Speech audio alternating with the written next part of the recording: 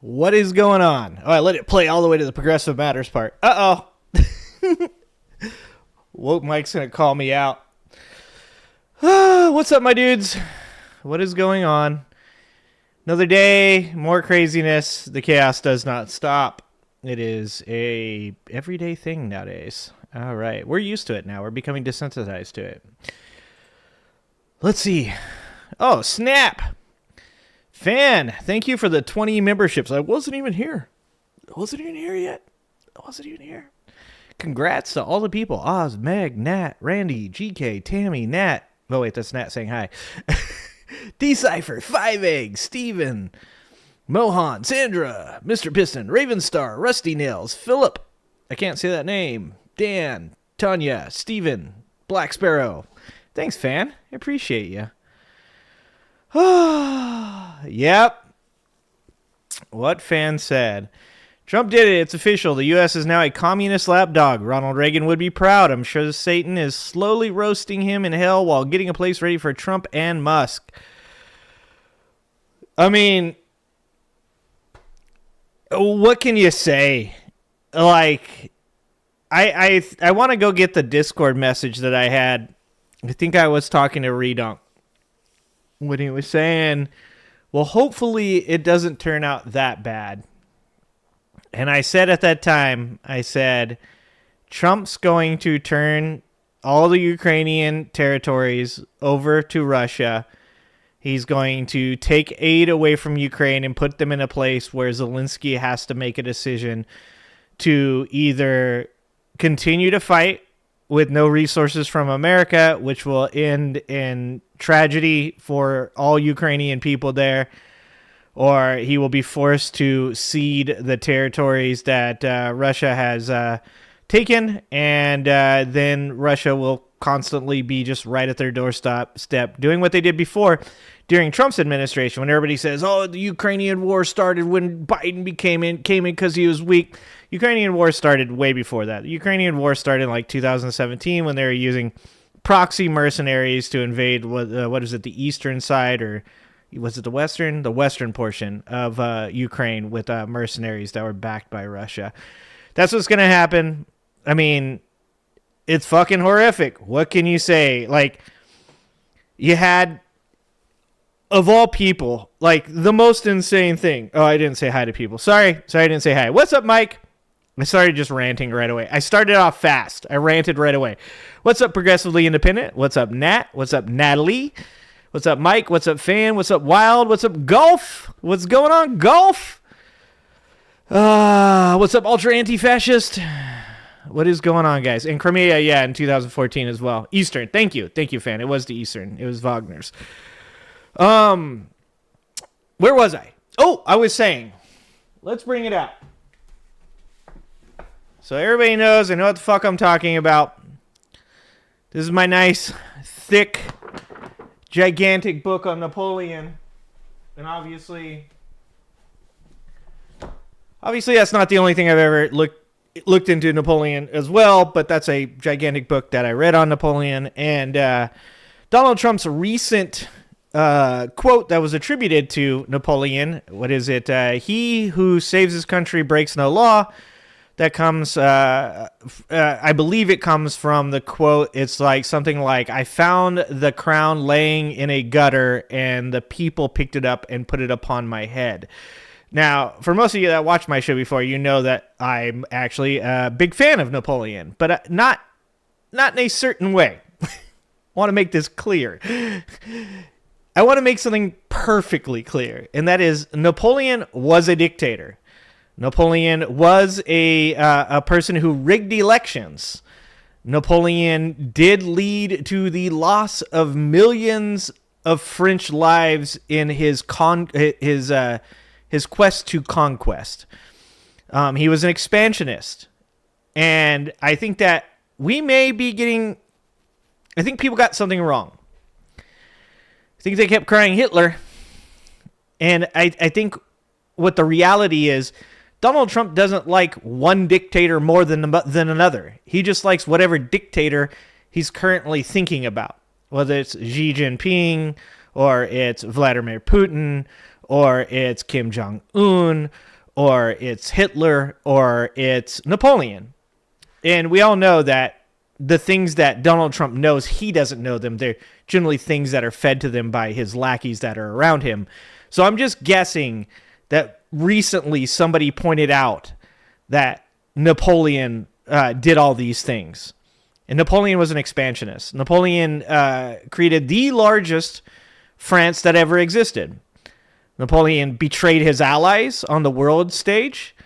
And probably the craziest parallel that you're going to be able to draw between Donald Trump and Napoleon is that Napoleon actually attempted to create trade agreements with Russia and other countries that made them specifically trade only with France, because he claimed that France was getting a raw deal, that France for generations had gotten the short end of the stick. All this sound familiar? And then when Russia decided to break with that trade pact and decided to trade outside of France, Napoleon made the first of many mistakes that led to his downfall, and he decided to invade Russia, specifically tried to invade Russia right before the winter, which led to, I think it was 500 or 600,000 lost French soldiers. Many of them died due to starvation because the Russians actually fought a war of attrition and literally just burned the countryside and retreated. In fact, they gave up, I believe, Moscow, and then tried to burn Moscow down around Napoleon while he was sleeping in it. But yeah, real similar here, huh? A dictator that claims that the country that they're in has manifest destiny, the right to conquer other territories, take them, and keep them, and believes that his country has been on the short end of trading agreements for so long that he's going to create a pact where you must trade with him and him only, and if you don't, he will go to war with you. That is exactly what Donald Trump is doing now. But just like every dictator, it always ends badly. It actually ended badly twice for Napoleon.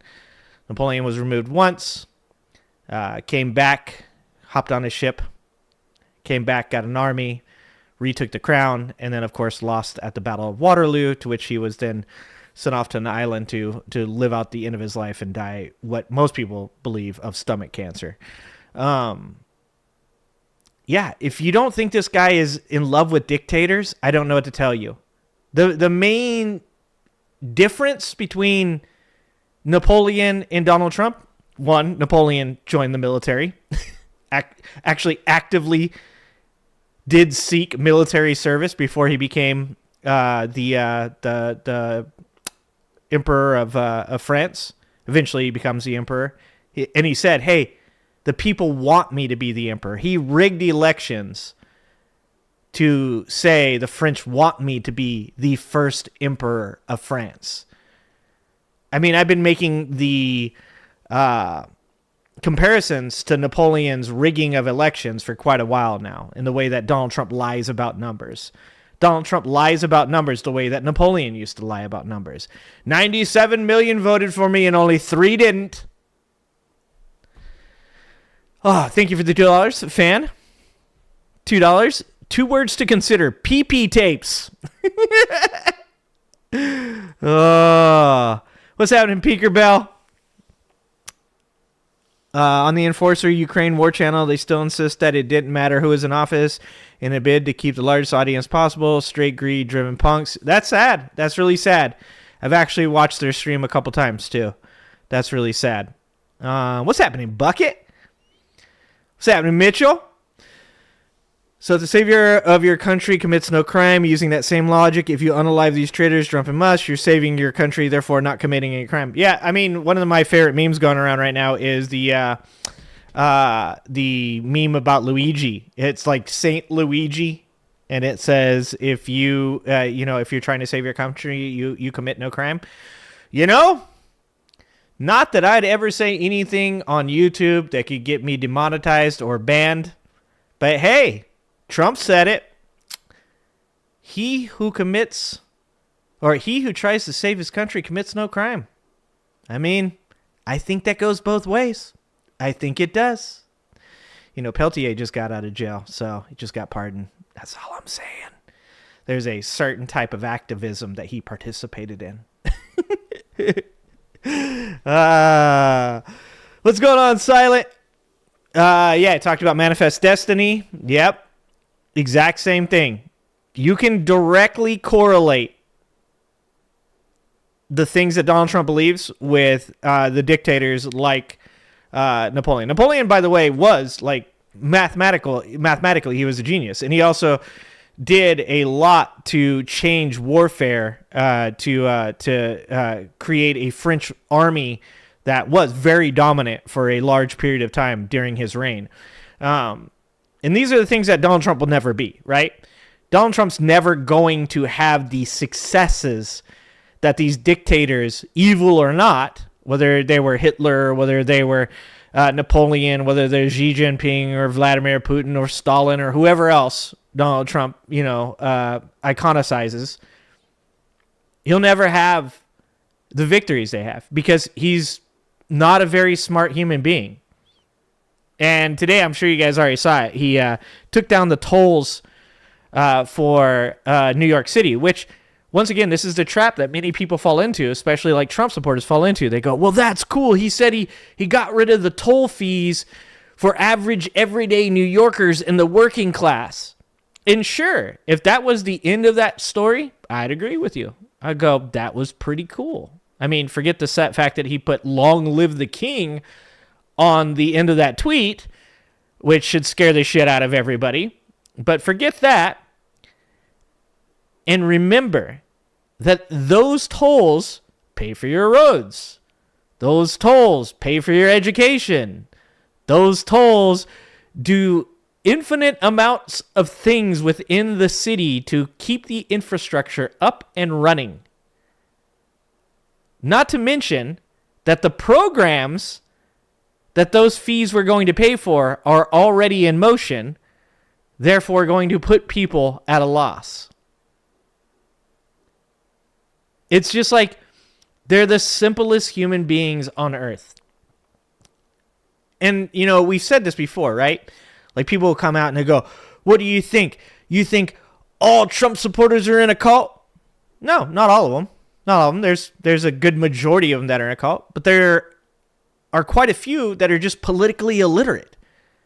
You had that farmer who said, how would I have known not to vote for Trump? I work 17 hours a day. I don't have time to look these things up. I didn't know that the leopard's going to eat my face. That's a problem that does need to be solved in America. Is we do have a political exhaustion amongst our populace that doesn't allow for informed voting. So is every Trump supporter in a cult? Not all of them. A large majority of them are. But there's also a lot of them out there that are politically illiterate and don't understand that when you get rid of tolls, when you get rid of taxes, you have to make up that money somewhere, or eventually the infrastructure in this country will fall apart. If you're a libertarian out there right now and you're going, the communities will take care of it, dude, you don't understand. Privatized industry will make it all better. Think of it this way. There's lots of our communities out there right now that have elderly people, mentally unhealthy people, uneducated people, and they all live in these communities. Are you going to seriously live in a state where one county or one community has good roads and the next community has none? Are you going to live in a state where one community has schools and one doesn't? That's the problem. Is no one can think past the selfishness of, but now I don't have to pay a toll. Isn't that cool? Yeah, it's cool for the moment. It's cool when you're on the road and you drive past and you don't have to pay the toll and you're like, well, that's kind of dope. It's not cool in the long run when shit falls apart. And that's what's going to happen. Shit's going to fall apart. Fan, thank you for the $2. Trump's closest historic allegory is Pol Pot. Oh, okay. I don't know enough about Pol Pot, to be honest with you. Pol Pot killed off 75% of the population of his country because he was stupid. Yeah, that sounds about right. That's about right. What's happening, A? Yeah, stupidity is actually more dangerous than a calculated coup. 100%. What's happening, Ann? This is the way that I said this. What's up, Nana? I made this analogy the other day, and I'm going to make it again today.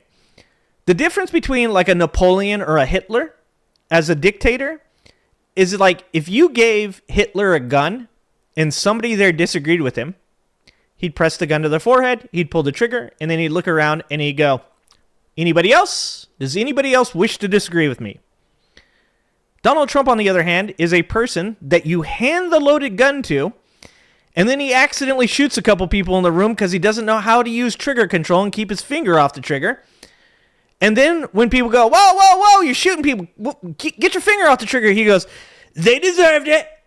They said bad things about me. I mean, what if they said bad things about you? You do it too. Besides, also, just so you know, now we all have more money. We all have more money now. It was pretty cool I did it. And that's much, much more dangerous.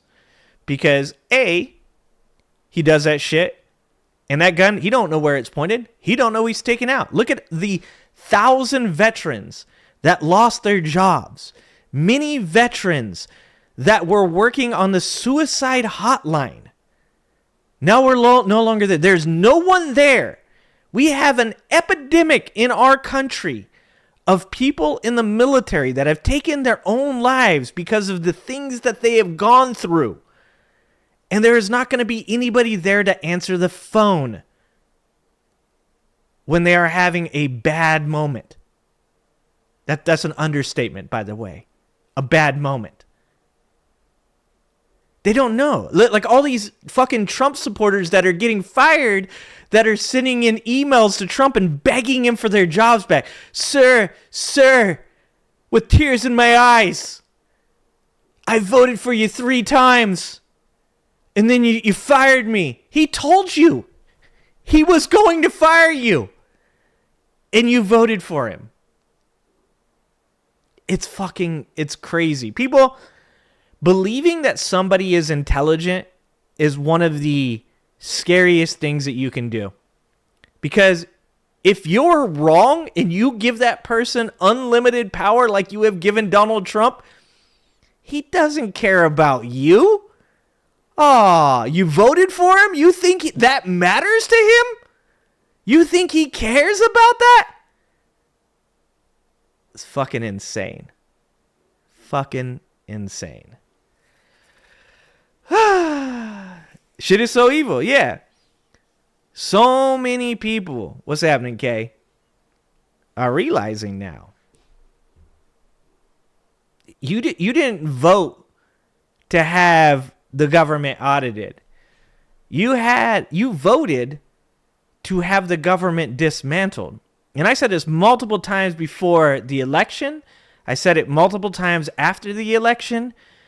They got a group of people in our country so worked up, so fearful, so angry, so hateful, that they believed that the administrative wing of our government, which is filled with lifelong citizens, workers, people that have like gone to college, gone into debt, worked their ass off for practically nothing to get into a position to get their dream job. Your aunt, your uncle, your dad, your sister, your brother, your cousin, your friends. And Donald Trump doesn't even fucking know their name. And he's just firing them en masse. What do you think is going to happen to all those people?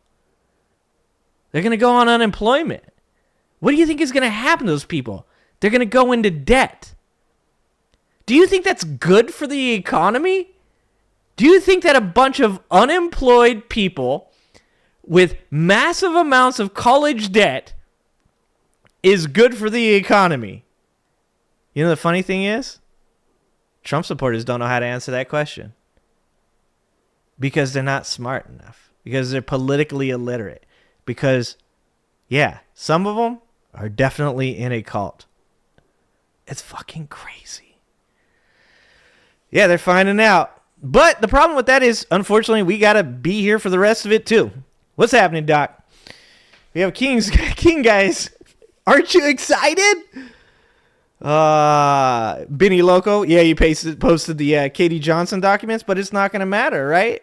Like, these people will 100% defend this man. Like, I guarantee you, some of these people that have been fired, that are in the federal government, are still saying, like, no, it was the right choice to vote for Trump.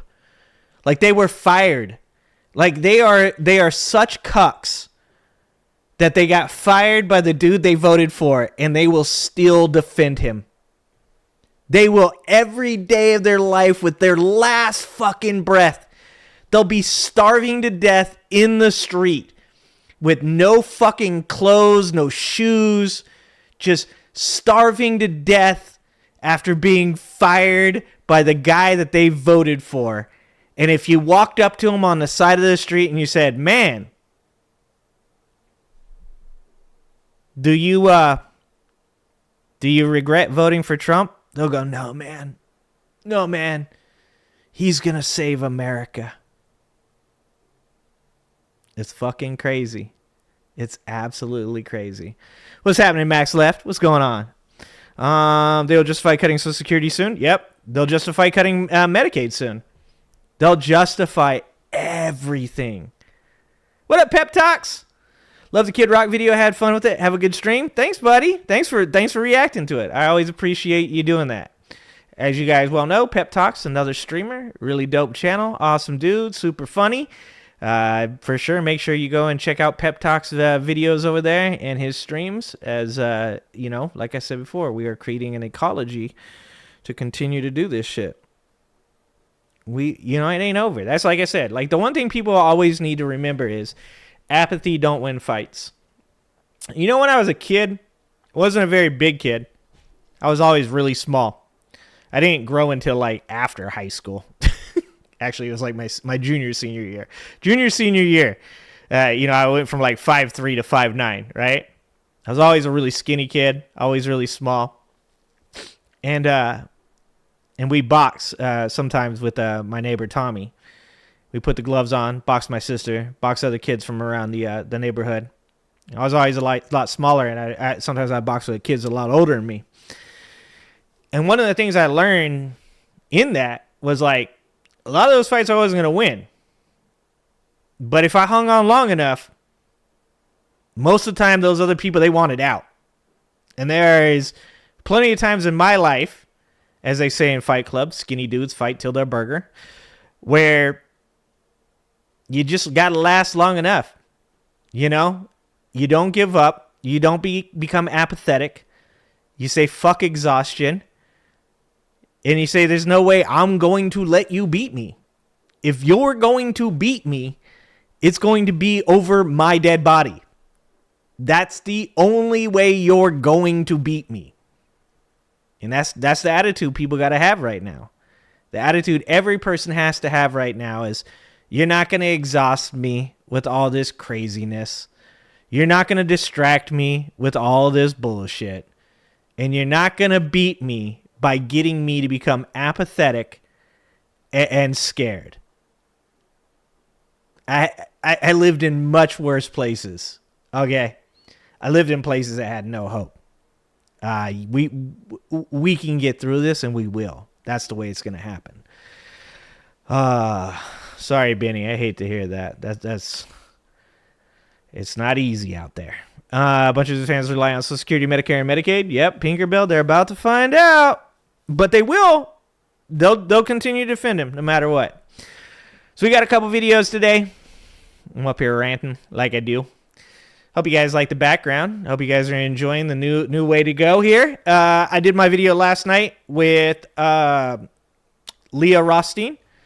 Leah Rothstein, her father is Richard Rothstein, who wrote the original book on how segregation in housing laws has created a incredible wealth gap between African Americans and everybody else. Couple crazy statistics for you.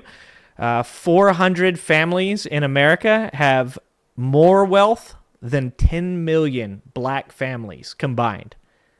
That's crazy.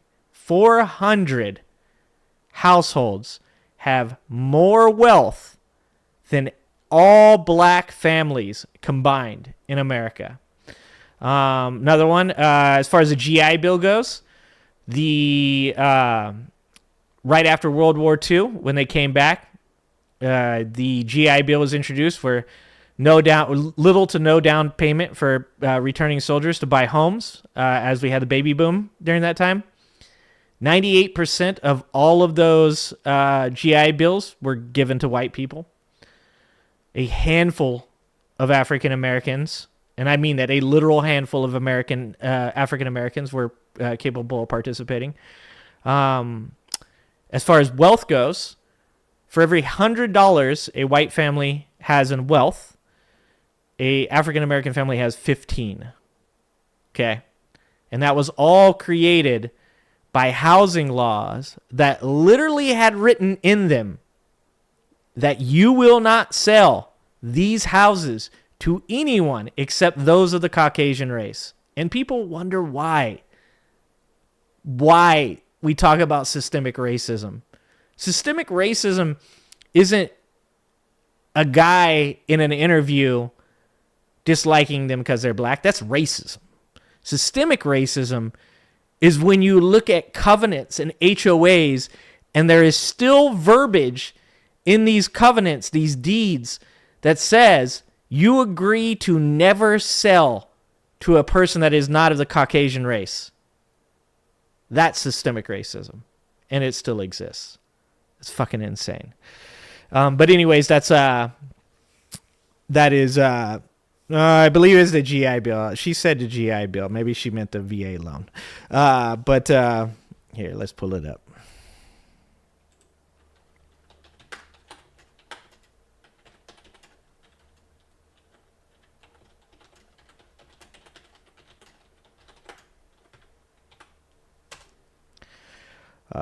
Let's see. Homeownership grew rapidly. That's from the GI Bill. Yeah.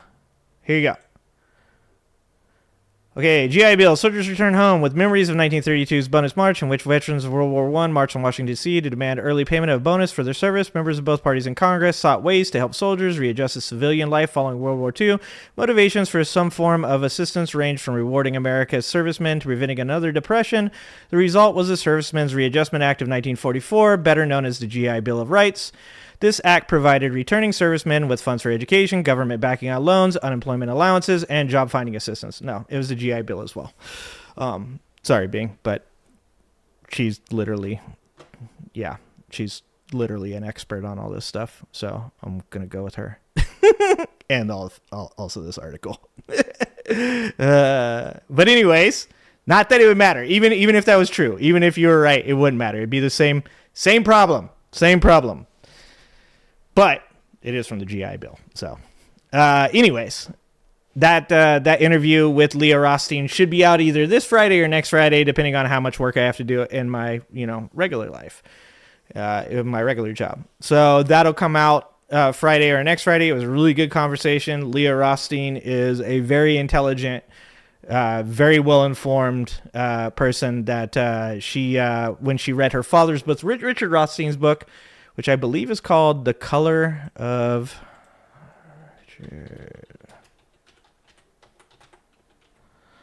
Law. This book right here. Oh, you guys can't see this stuff I'm looking at. God damn it. I keep forgetting you guys can't see this. My dude, I'm going to literally just show you the thing that I just looked up. I'm sorry, but were you in 1944? Were you in World War II? Because if you're in World War II, I mean, we can argue about this if you want. I'll bring up the literal stuff. So anyways, Richard Rothstein wrote The Color of Law, which is about redlining and all that business. And that was the impetus for her to ask, so you brought up all these problems. What are the solutions to these problems? She happens to be an expert in that field, and her father wrote this book called Just Act, which is already out, but you can also get it on March 5th in paperback. So here we go. I'm going to read this one more time. Here you go. So you can see it, so you know I'm not lying. Yes, the GI Bill, officially called the Servicemen's Readjustment Act of 1944, provided home loans to veterans following World War II, allowing them to purchase homes with low interest rates and often with no down payment, significantly contributing to the post-war housing boom. Now, this is an AI, so I'm going to show you a source. This is the source. The source here says, this act provided returning servicemen with funds for education, government backing on loans, unemployment allowances, and job finding assistance. I'm literally just reading this off of here. So, I mean, you can tell me I'm wrong, but so is the entire internet then. I don't know. Maybe it's different now.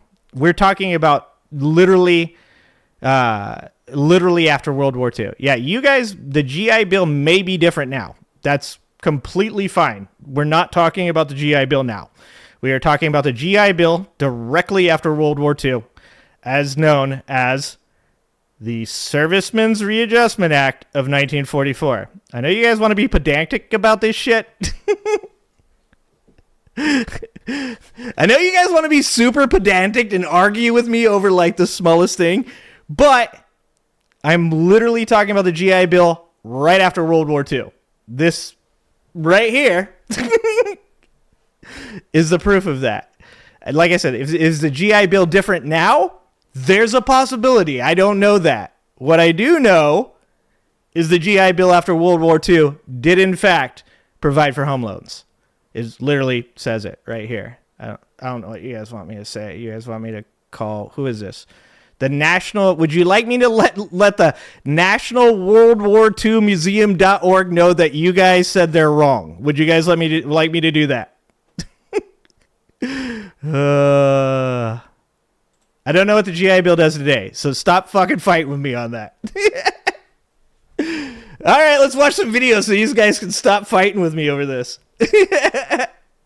What's wild is people that only watch Fox aren't hearing about any of this dastardly shit the administration cutting. Ask me how I know. Oh yeah, Pinker, I'm sure. Right? How do you know Pinker? Gulf Marine, the housing part was mostly just post-World War II. They gave white soldiers money to buy houses, told black soldiers to F off and die. Yeah, the problem with the black soldiers was that no bank was going to give them a loan. They were in red line states. Like literally it was blue lines were for white wealthy communities. Yellow lines were for white communities that bordered on African-American neighborhoods. Like literally there's a place in Detroit where to get a loan to build housing, they built a 6-foot wall between the white community and the black community, and that was the only way they were going to get a loan for them. That's fucking insane. Red line means that those are all the African-American communities that banks said, we will not give you a loan even though the government will insure you. Even though the government says that they will back up any loan we give you, we're not giving you a loan. What's happening, Phil? For those of you that don't know, Phildo also has a channel. You guys should also check out Phildo's channel. Phil's my dude. I've been gaming with Phil for damn near 20 years, more than 20 years, probably more than 20 years. So check out Phil over there. Remember, support our people. Okay, so let's take a look here. My husband came home from the non-wars time. People spit on them. Yeah, like this is like I said before. I used to really hate the left's view of military soldiers and stuff like that. Like I've always fought with that. My entire family is military. My grandfather is 30 plus years in the Army. My uncle was a Marine. My other uncle was in the Navy. My aunt was in the Navy.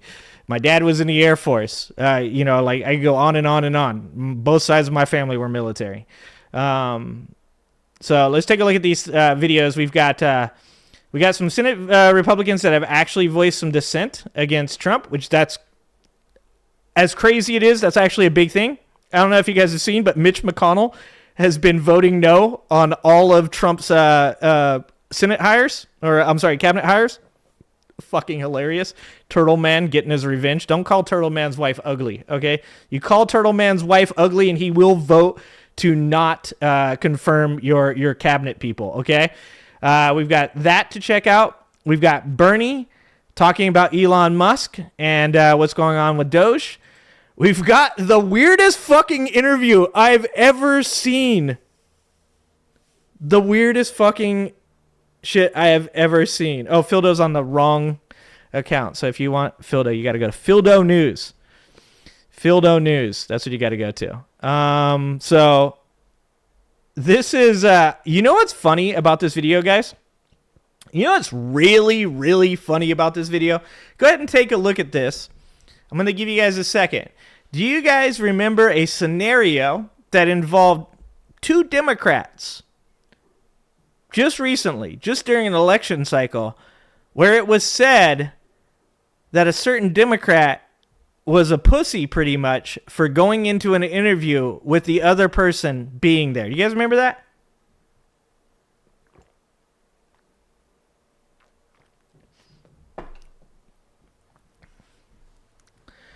Golf says when you got out they were separate. Yeah, that's what I'm saying. I'm not at all. You guys know more about it than I do. You guys served and you guys have gotten the GI Bill. I'm only telling you the things that happened right after World War II. That's it. That's it. What up, Don Cron? What's happening, Cajun? Yeah, if you don't remember, when Tim Walz sat with Kamala Harris for an interview, there was nothing but right-wing disdain for them, saying, oh, what is it? Kamala Harris can't do an interview without Tim Walz being there? Well, take a look at this shit. Take a look at these two on a date. Okay? Take a look at these two. Oh my God. It's just the hypocrisy. The hypocrisy is out of control. We've got the Bitchuation Room talking about the funniest attempted hate crime ever. And I don't even know what that is. I just wanted to watch that. And then we've got Elon's dopey lie used to destroy Social Security, which is another funny one. So I want to talk about this real quick because this is something that any of you guys that have been watching me for a while remembers from the Ken Block interview where he debated Mike Pillow. When Ken Block, who was the third-party fraud investigator paid by Trump to investigate whether or not the election was stolen, Ken Block brought up during that debate with Mike Pillow. By the way, Ken Block was a Trump affiliate. He was paid by Trump to find election fraud. He said, you know, one of the things about our computer systems is that there is a lot of crap data. And I will agree with you that all that crap data needs to be cleaned up. But as far as fraud goes, there's definitely not enough fraud in that system to rig an election. And one of the things that he pointed out was that when data is entered incorrectly or not at all, the default for the system is to say that somebody was born in a certain year. Now, for the voter registration, it was that these people were 110 years old. For Social Security, now you're hearing about all the 150 years old, for your 150-year-olds. Here's why this fucking guy isn't a genius, or he's just a fucking liar. He could be both stupid and a liar. That's probably the most likely thing that's happening. But if you noticed that a huge portion of Social Security records all had the exact same age, and you were inundated at all points of your life with technology, you should know that a computer system defaults to a date when there is no data or bad data that is entered incorrectly and doesn't make sense in a computer system. I said this as soon as I saw it. As soon as I saw that he was claiming there was 10 million 150-year-olds. I was like, this fucking idiot doesn't realize that these older systems default to a long time ago. There's not 150-year-olds on Social Security. And they're already proving that. They're already showing, oh, it turns out we were wrong about that. Crazy.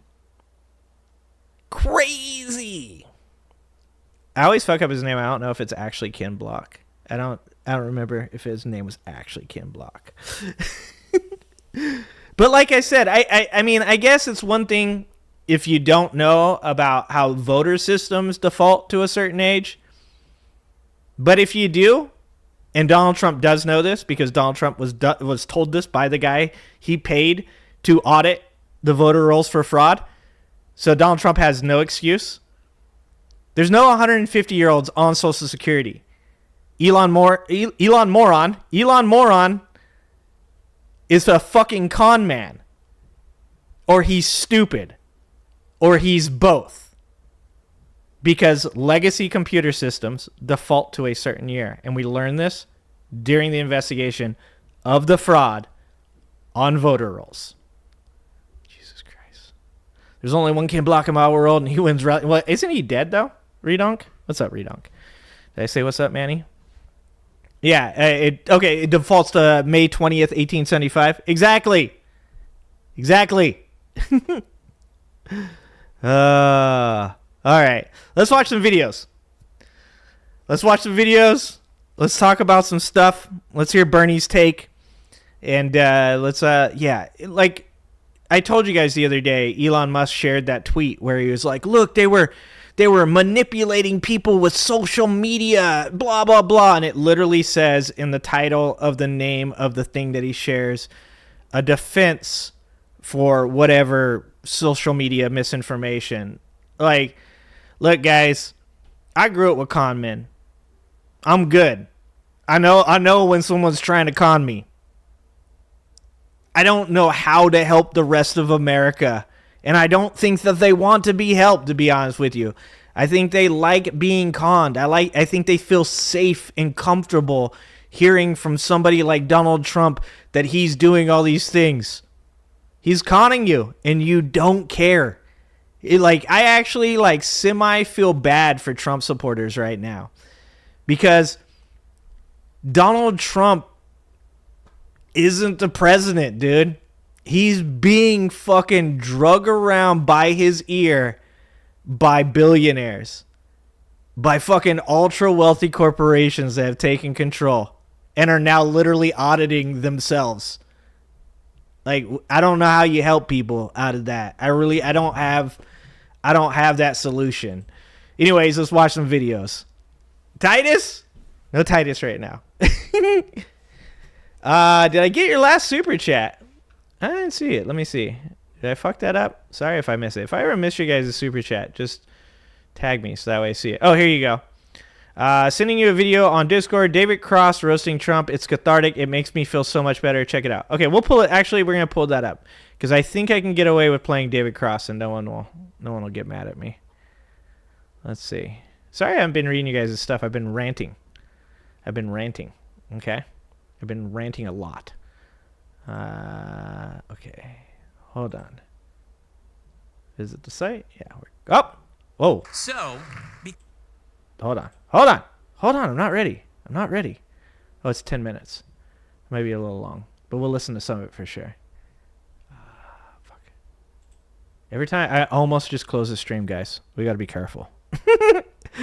When you guys give me links and stuff, you got to realize I got to reach outside of my technical abilities to be able to bring this shit up. And that puts the very stream at stake, my friend.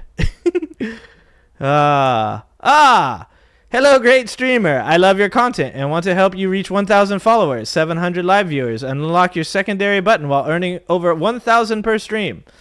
I just said, I'm not falling for con men shit. And this guy, the fucking bots come in. It's like they can hear you. It's like, what's up? I want to con you, though. Dragging him by the good ear or the one with the chunk shot off. Oh, that's funny, Manny. Dude, no, Ken Block's the best, Redonk. Both Ken Blocks. Okay. All right, here we go. All right, so we're gonna listen to this because I believe that because I think he's going to get away with it. Hold on. All I really have left is this So, because I believe that, because I think he's going to get away with it, all I really have left is this fantasy that I'd like to share with you. And I will, before I get into this, I will say that, for real, this next bit got me. Dude, as he says that, it reminded me. I was walking through my store today, and I heard this old lady talking to this dude, and she's like, I just hope he dies. The old guy was like, Like, no, I think RFK Jr. is trying to make him live longer and like get him to eat healthy shit. And she's like, he's not going to do that. He eats McDonald's all the time. I just hope he dies. Well, I was like, damn. Even the old ladies are like, fucking, we can only hope he croaks. I was like, oh, shit, son. A visit from the Secret Service. It's true. Secret Service. Guys in suits and badges and tape recorders, and had to have a sit down with them, answer a bunch of questions. So just know that going into this. So, they had to assess the threat level. This is what I'm concerned about. My Trump fantasy is, and for the sake of the next few minutes here, and I could be wrong, I'm in Alabama, so I'm sure I'm wrong, but I'm going to assume that everyone here wants to get rid of Trump as soon as humanly possible. So I'm just going to make... Yeah, if you're to David Cross, you're definitely there for that. I'll be continuing the bit with that idea, that moving forward. So I'm just going to make get that idea out. And if that's true, if that is correct, then that means you have to vote for whoever the Democratic candidate is in 2020. A tough, bitter pill to swallow. Oh, but it has to be done if that's the end result you're trying to achieve. And I know it sucks. Democrats suck too, but they're not pure evil and they don't cheat like the Republicans. And they have empathy at least. At least they have that. But they're frustrating and also. That is so true. He knows.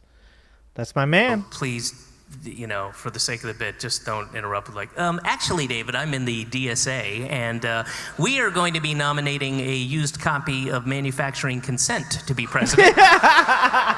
We think would be a better candidate than two corporate shills. All right. What up, AJ? Fantastic. All right. Oh, well, dude, David Cross. I've never heard this bit. This is so right up my alley. I'm Holy in the DSA shit. as well. I share your philosophies, but let's be practical about it. Let's put those little fantasies in a Ziploc bag. We'll put them in the freezer, and we'll get them out after 2020 when America becomes a viable place to live again if you're not white.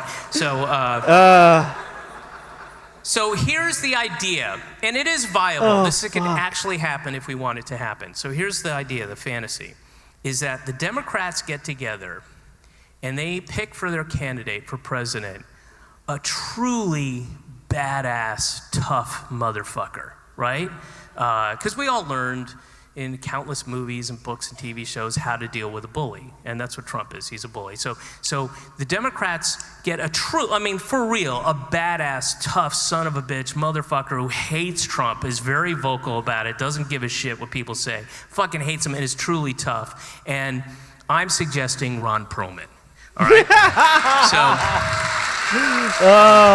So the Democratic candidate for president is Ron Perlman. Then his vice president could be, whoever we really want it to be, whether it's like Sanders or Warren or Booker or Harris or Biden, or whoever the fuck it is. But for the purposes, the Democratic candidate is Ron Perlman. And then because we've all decided there's no primaries, there's no campaigning, there's no polling, there's no ad buys, there's no TV spots, there's no canvassing, there's none of that stuff. There's not even a convention. And then the Democrats take the literally tens of billions and billions and billions and billions of dollars that'd be saved, and they they pay teachers a decent wage, and they build houses, and we take care of our veterans, and we give poor kids lunch money, and we do some good with it. We take the money that the Republicans took. How many of those things are happening right now? Any of those things? We just went over what's happening to veterans right now. How many of those things? No houses are being built. Veterans aren't being taken care of. They want to take free lunch from fucking kids, dude. Like, that's so fucking crazy that this is the guy that you guys love. Not you guys love. This is the guy that Trump supporters love. Fucking crazy. Away from that and gave them themselves, and we put it back, and we just kind of spread it out democratically in a social way, like using socialistic, democratic seating of the money, and then we just wait for the debates, because that's what this is all about. It's really about the debates. So finally, the big day is here, right? What we've been waiting for, live from the YMCA in Chinatown in Youngstown, Ohio. It's the whatever it is, presidential debates. Sponsored by the Daughters of the American Revolution and My Pillow. And now, here's the President of the United States, Donald Trump. Bum, bum, ba-dum, bum, ba-dum, ba-dum, ba-dum. Hello, I'm Donald Trump. I'm the greatest president that ever lived. I accomplished more in my first 9 days than all my predecessors combined. Oh my God, he's spot on. I invented water, and I can bend space and time. All right? Jesus. Sounds good. Sounds and right. Here's the Democratic nominee for president, Mr. Ron Perlman. And Ron can wear his Hellboy outfit if he wants. That's fine. Nice. He could come out in the big Hellboy outfit or Sons of Anarchy, What up, Tired? whatever he wants. So he can wear whatever he wants. And like, all right, Mr. Perlman, you have 5 minutes to respond. And he's like, oh, I don't need 5 minutes. And he goes over there and he just fucking pops Trump. He just punches him. But he doesn't punch him this way. He kind of punches him down. So Trump just crumples to the ground. And he jumps on him. He's just like, boom, boom, boom, boom, boom, and just pounding him. I don't know if you've seen Ron Perlman's hands are fucking huge. One of his hands is like the size of 9 of my ass. He's just like, boom, boom, boom, pounding him. And then Secret Service is like, holy shit. And they come up and they try to get Ron Perlman. But Ron Perlman has anticipated all this, so he's pre-greased himself. So he's wiggling out just like, booze, right? With a fucking steel-tip boot. Booze right in the taint. Booze, right? And then they get him away. Stop it, Mr. Perlman. You stop that right now. And I'm dying. Trump's lying there on the ground, moaning. He's clearly shit himself, you know. But the debates have to continue. They have to continue for democracy's sake. This is the great American experiment. So his aides come out and they get him up and they take him behind the curtain. They give him a quick wipe, give him a quick bump, get him back. Yeah, that didn't hurt. That didn't hurt at all. I don't know what. I didn't feel anything. Did something happen? What happened? Because I didn't feel like Rotten Ronnie with his small hands. He's a small hands. I didn't feel anything. It was like two butterflies farting. I don't know what. That's all. All right. And Mr. Perlman, you have 5 minutes to respond. And no monkey business. We're watching you. And again, Ron Perlman has anticipated all this stuff, so he's built thrusters in his shoes. So he flies across the stage, and he slams Trump back on the ground. He's just pounding him. Boom, boom, boom. And there's no give. There's nowhere for the back of the head to go. Boom, boom, boom. And Donald Trump's just made up, congealed disease racism. So it's like, boom. It's like that scene in Irreversible. It's just bloody esophagus and teeth are coming out. And it's just a pulp. And then finally they get Mr. Perlman. Mr. Perlman, stop that. Stop that right now. You go to the green room. You have upset a handful of people. Now stop it. And Trump's on the floor. Just a bloody mess. Pulp, right? Barely conscious, in and out of consciousness. But because it's my fantasy, I'm there. And I run up on stage. Please, I'm a trained medic. I know what to do. Please, undo his tie. Loosen his collar. I know what to do. I know how to resuscitate him. Please. All right. Yeah, wake up, Mr. Donald. Wake up, Mr. Trump. Come on. Take a shower, Mr. Trump. You like this, no? Come on. Oh, this usually works. All right. Oh, ma'am, dude. You're going to put this on the stern. 1, 2, 3, press, take a beat. 1, 2, 3. Sir, get up here. Move his tongue back. Clear a passageway. Clear a passageway. Clear. Clear. Move his tongue aside. Open up his throat. I know what I'm doing. I had lamb vindaloo last night. Oh, no. Very nicely, Mr. Crow. Thank you very much. He's a lamb vindaloo. Open up his eyes.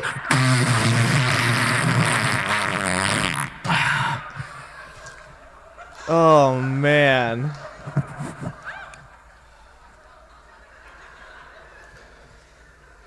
Now, folks, I know that bit isn't particularly clever.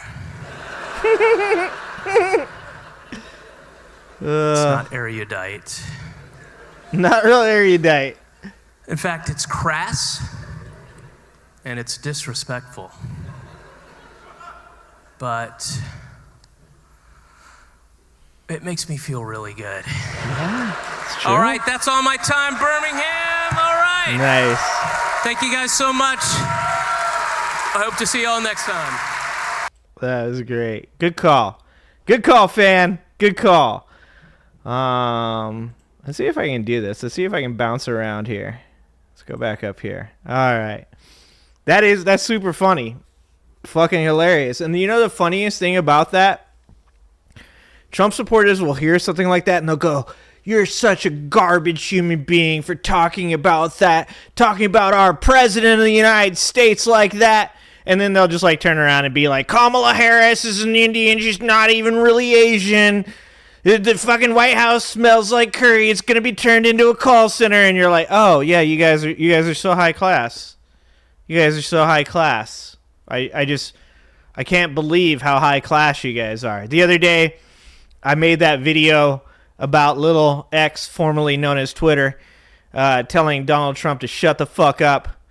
And a couple of Trump supporters came on there and they're like, "Oh, you're so cool making fun of kids, bro." First of all, I wasn't making fun of that kid, even though he is Damien. Okay, even though he is probably the devil. I'm not trying to be a dick. I'm trying to warn y'all. Okay, I'm just trying to let you guys know that if that kid grows up to be Satan, well, you heard it here first. Okay, but I wasn't exactly making fun of that kid in that video, to be honest. I was giving him props. I was like, "Good job, kid. You got to do the one thing we all wish we could do. Just right in Donald Trump's grill, be like, 'Shut the fuck up. Get out of the seat. You're a fucking moron.'" That's what we want to do. And so I was giving the kid props. And a couple Trump supporters jumped in there and they're like, you're a terrible person making fun of kids. I'm like, there's a kid. Whose kid? Whose kid was that? Oh, it was the Walls kid. That's right. I believe you guys made fun of the Walls kid for celebrating his dad, for being proud of his father. And this is why I don't take anything Trump supporters say seriously. Because you can look them dead in their fucking eyes, and you're like, there's nothing back there. It's blank. Like, if I were to yell loudly into your eye holes, that shit would bounce around and echo for all of fucking eternity. It'd come back like 37-fold back to me in an echo. Just fucking hollow as fuck. Because if you're a Trump supporter and you think that anybody thinks that you have any moral high ground, you are fucking insane. You're a moron. And people should, like, people think, they say, "Hey, don't call them morons. You're going to convince them to vote for somebody else." It's not a pejorative. It's a descriptive. I don't mean that to be mean. I mean it that I believe it. Y'all are fucking low IQ.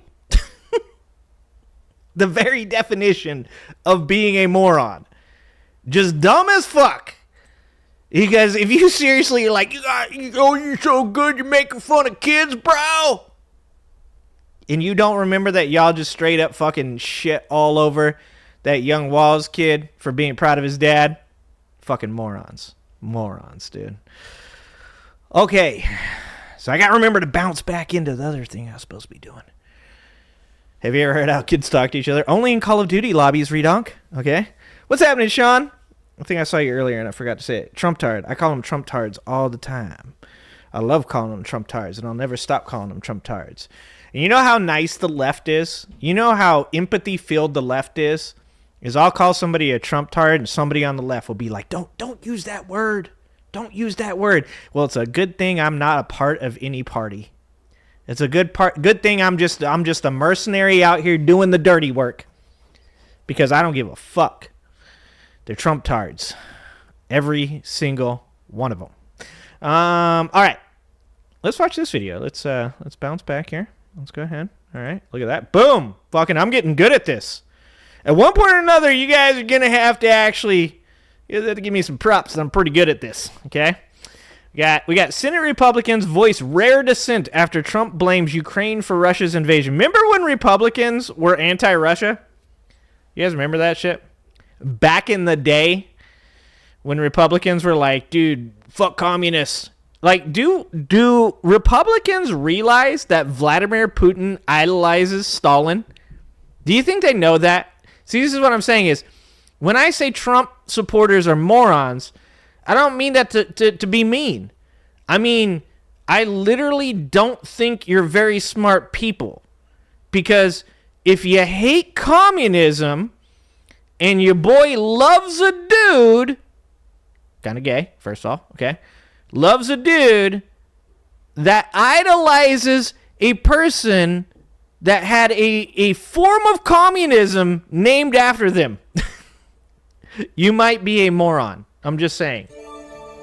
Throwing it out there. I'm Montreal Nishar in Washington. After just one day of talks between... What the? That's not a name. She's lying. That's like an Elon Musk name right there. That's like Techno Mechanicus. I'm Montreal Nishar in Washington. After just one day of talks between top American and Russian officials, relations between President Hold Trump on before we get to that, because what Manny just said.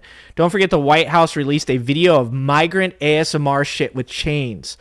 Yeah, I don't. Can we make a pact? Can we, for those of you that are in my channel right now, can we make a pact on the left right now that we will stop going into other channels and saying stop going down to their level? Because it's almost impossible to reach Trump supporters' level. They released a fucking video on the White House Instagram called Immigrants Being Deported ASMR.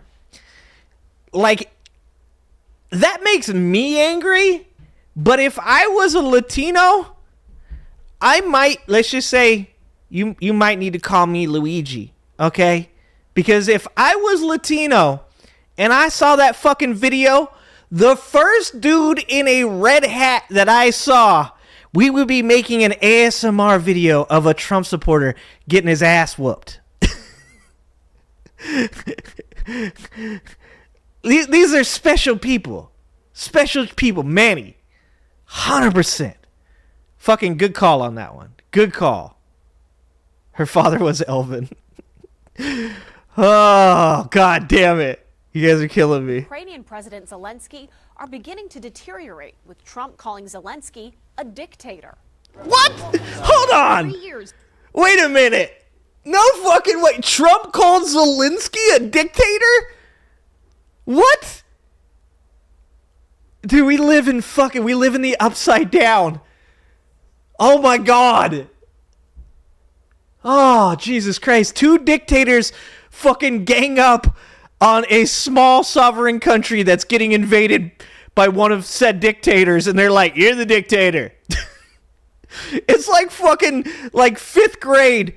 It's like, I'm rubber, you're glue. What you say about me sticks on you. Boom, you're the dictator. Policy to make no holy shit. Ukraine without Ukraine has been shaken to its core. Hates commies, makes their hats red. A dictator without elections. Zelensky better move fast, or he oh my God. Country left. What? Trump wrote in a social media post. A dictator without elections. Zelensky better move fast, or he's not going to have a country left. This is the President of the United States. I have never been more embarrassed to be an American in my entire life. Like, I love being, like, I've told you guys this. I'm a patriotic motherfucker, all right? I got a disc golf bag with an American flag fucking just pasted all over that bitch, okay? It's a beautiful thing. Love my country. My whole fucking family has served this country whole fucking life. My grandpa was in it for over 30 years. But I have never been more embarrassed. This is the President of the United States? God damn it, man. How? Like, I just look at my fellow Americans nowadays and I'm just like, bro, why? Why'd you do this to us? Why'd you do this to us? God damn it. Wednesday morning. Unfortunately, President Trump, I have great respect for him as a leader of a nation. Rusty, we have great respect. I'm afraid. The American people who always support us. Unfortunately, he lives. You got a Glock with an American flag on it? Nah. I just have a black Glock. Just a regular ass black Glock. Now I have like Glock envy. That excluded Ukraine. Today I heard, oh, well, we weren't invited. Well, you've been there for 3 years. You should have ended it 3 years. You should have never. Bro. Oh my God. Dude, can we hear that just one more time? Go ahead, Donald Trump. Go ahead. Just spit the most intelligent thing you can possibly spit. Just drop it on him, Donald Trump. Go ahead. Let's hear that. Let's hear those words of wisdom one more fucking time. Today I heard, oh, well, we weren't invited. Well, you've been there for 3 years. You should have ended it 3 years. You should have never.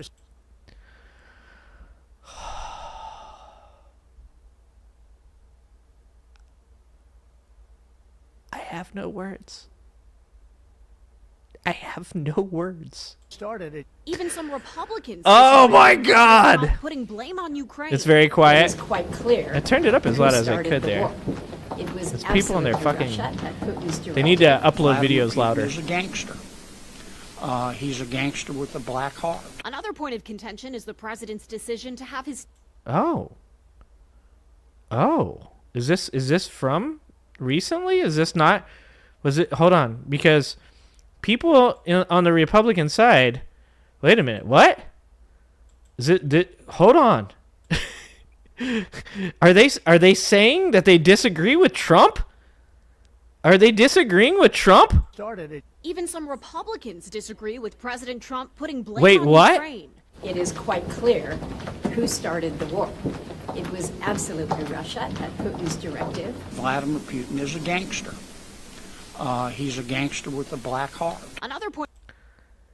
Did John Kennedy, not related to the Kennedy family, by the way, did John Kennedy, the man who says things like, your opinion's about as good as expired package of cottage cheese, okay? Those the type of analogies that John Kennedy normally drops on people. You know, he's like, you're about as strong as a young wheat stalk in the field. Like, he says things like that normally, okay? I hate to say it, but that racist-ass white man from Louisiana, there's a small place in my heart for his bad analogies that harken back to a time when a man like him says the words boy and everybody around you's like, oh, Jesus, okay. Like, if John Kennedy says the word boy, everybody looks at him like, what? No, bro, you don't get to say that word. That's not your word. Did that guy just disagree with Donald Trump? Did that...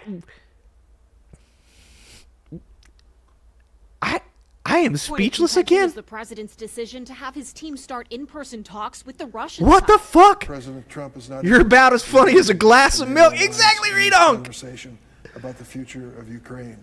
In fact, he is Okay, currently this guy's engaging quiet. Ukraine. The Ukrainians are part of the conversation, but what's not happened in over 3 years is any meaningful dialogue with the Russians. Some fear the Trump administration will cater. Okay, somebody today told me that they think Donald Trump's on Ozempic. Do you guys think he's on Ozempic? I'm looking at that. He does look a little bit thinner up top, but the belly's still pretty large. And this is what I told him. I said, you got to look at Donald Trump from the side. If you want to get a good idea, because Donald Trump's got a body type that you can only get a good idea of, like, the form from the side. From the front, he wears those suits. He wears clothes that's, like, overly big, right? Like Joe Biden, when Joe Biden wore a suit, he had like Brian Tyler Cohen suits where they're real sharp. You could tell that, you know, Joe Biden, even if he fell down 4 or 5 times, he still runs, okay? All right?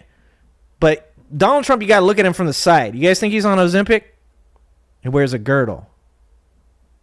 Okay. Meth. Quite possibly methamphetamines. You about as uptight as virgin frog pussy. Exactly. Exactly. You guys know what I was going for. Definitely the meth. Okay, all right. Cater to Russia Okay. as they watch President Girdles. Trump I like the raise girdles. how much the United States has spent on aid to Ukraine. $183 billion as of the end of fiscal year 2024. Funding Trump calls a gravy train. I like that no one points out the fact that we didn't really actually literally send them that much money. We're just Okay. not doing this out of the goodness of Kills our heart. me. We support Ukraine because U.S. national security and our economy rely on it. The President diaper Trump is in response to the already entertaining Ozempic. the idea of an He's pooping in-person himself more meeting with often Russian nowadays. President Vladimir Putin. Oh, It would be no. the first for the country's leaders since Russia's Actually, Reverend, good call. Hitler was on meth. He's just following the playbook, okay? He's like, every dictator, when they get to my age, goes straight to methamphetamines. He's like, it says right here in the How to Be a Dictator for Dummies book that I'm supposed to start doing methamphetamines now. 2022 invasion. When asked if he would meet with Putin before the end of this month, Nope, don't agree with you, Redonk. He had some sweet suits, my friend. I'm He had some sweet suits. Hold on, we're gonna have to prove Redonk wrong. Let's bring in right now retired 4-star Army General Barry McCaffrey's. You hear that? That's the how loud that video is supposed to be. We're gonna put in Joe Biden in a suit. Okay. Look at that. You telling me that ain't sharp? You're telling me that ain't sharp, bro? A little bit loose in the waist. I'll give you that. I'll give you a little loose in the waist. But look at that. That's a well-made suit. Okay? That's a well-made suit. Now, on the other hand, okay? Let's see what comes up. Donald Trump in a t-shirt, Donald Trump in a dress, Donald Trump in a garbage truck, Donald Trump in a dress with Elon Musk. I want to click that so bad. That might get me banned, though. Donald Trump in a suit. Okay? Not great. Very slovenly. This is all I'm saying. So I'm saying. Very slovenly. That one's not so bad. But still. The shoulders, they don't taper. This is what I'm saying. He looks like a kid. He looks like a kid wearing his dad's suit. Look at this shit. I'm sorry. Joe Biden. Look, there's a goddamn schematic on it. Tie not too small. Open buttons when sitting. Box shoulders. Do not taper. Close top button when standing. Tie should not pass belt. Creasing. I love the pants. The pants are my favorite. The pants 100% look like he's wearing his dad's pants. It's just come on, guys. Come on, Redonk. There is no comparison. There's no comparison. Okay. Sorry, but I cannot agree with you on this one. But that's nice to know. It's good to know that at least a couple Republicans, including an incredibly racist one, is like, you know what? I got to disagree with Donald Trump on this. Look, like, we were going full Mein Kampf, and I was down with that. But at the end of the day, I can't agree with him on this Ukraine shit. Who knew that was his line? Who knew? Like John Kennedy probably sat there while Donald Trump was like, we going to buy Gaza. We're going to put some fucking water slides in that bitch. There's going to be like Trump Tower 3.60, okay? We're going to have like a Trump zoo. We're going to have a Trump brothel. We're going to have all the Trump. It's going to be a Trump theme park. And John Kennedy probably sat there the whole time like, it's a good idea. That's a good idea. Who would have thought John Kennedy draws the line at Ukraine? If I would have put money on it, I would have been like, he probably does not give a fuck. There's something weird going on there. Something weird going on there. Trump has no shoulders. He's built like a pear.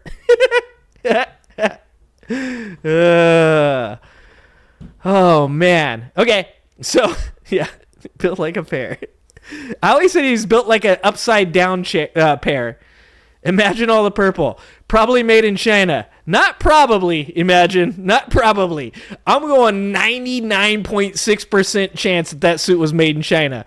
Like, you think Donald Trump probably buys his suits off Alibaba, dog. Like, Trump has an ass for a chin and a vagina for a neck. Okay? Looking like a fucking VeggieTale character.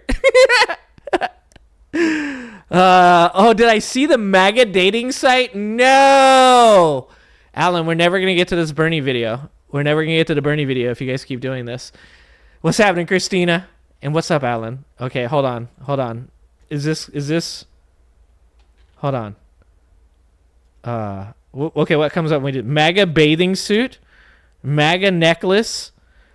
MAGA Civil War. Oh, that's not even fun. What is it called? MAGA dating site?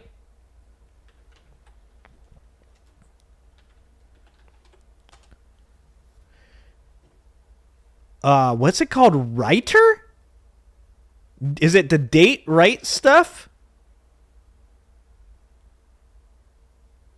Okay, wait, what? What is this? Oh, conservatives don't know how to have sex. You want to bet? It's called writer? What the fuck is writer? Dude, that's... What the fuck? It's like right grinder. Tell me this is not... Hold on. Is this a troll? Are you guys trolling me? Are you guys trolling me right now? This is writer, which is like right-wing grinder, right?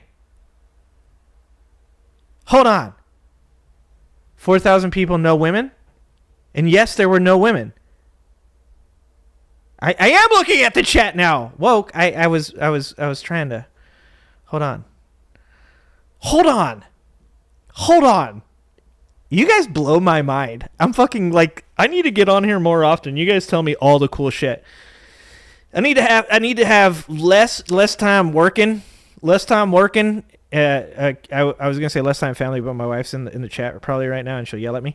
I'm just saying I could probably use some more time where you guys tell me about all this crazy shit that these people do, because apparently I can't keep up. I need your guys' help.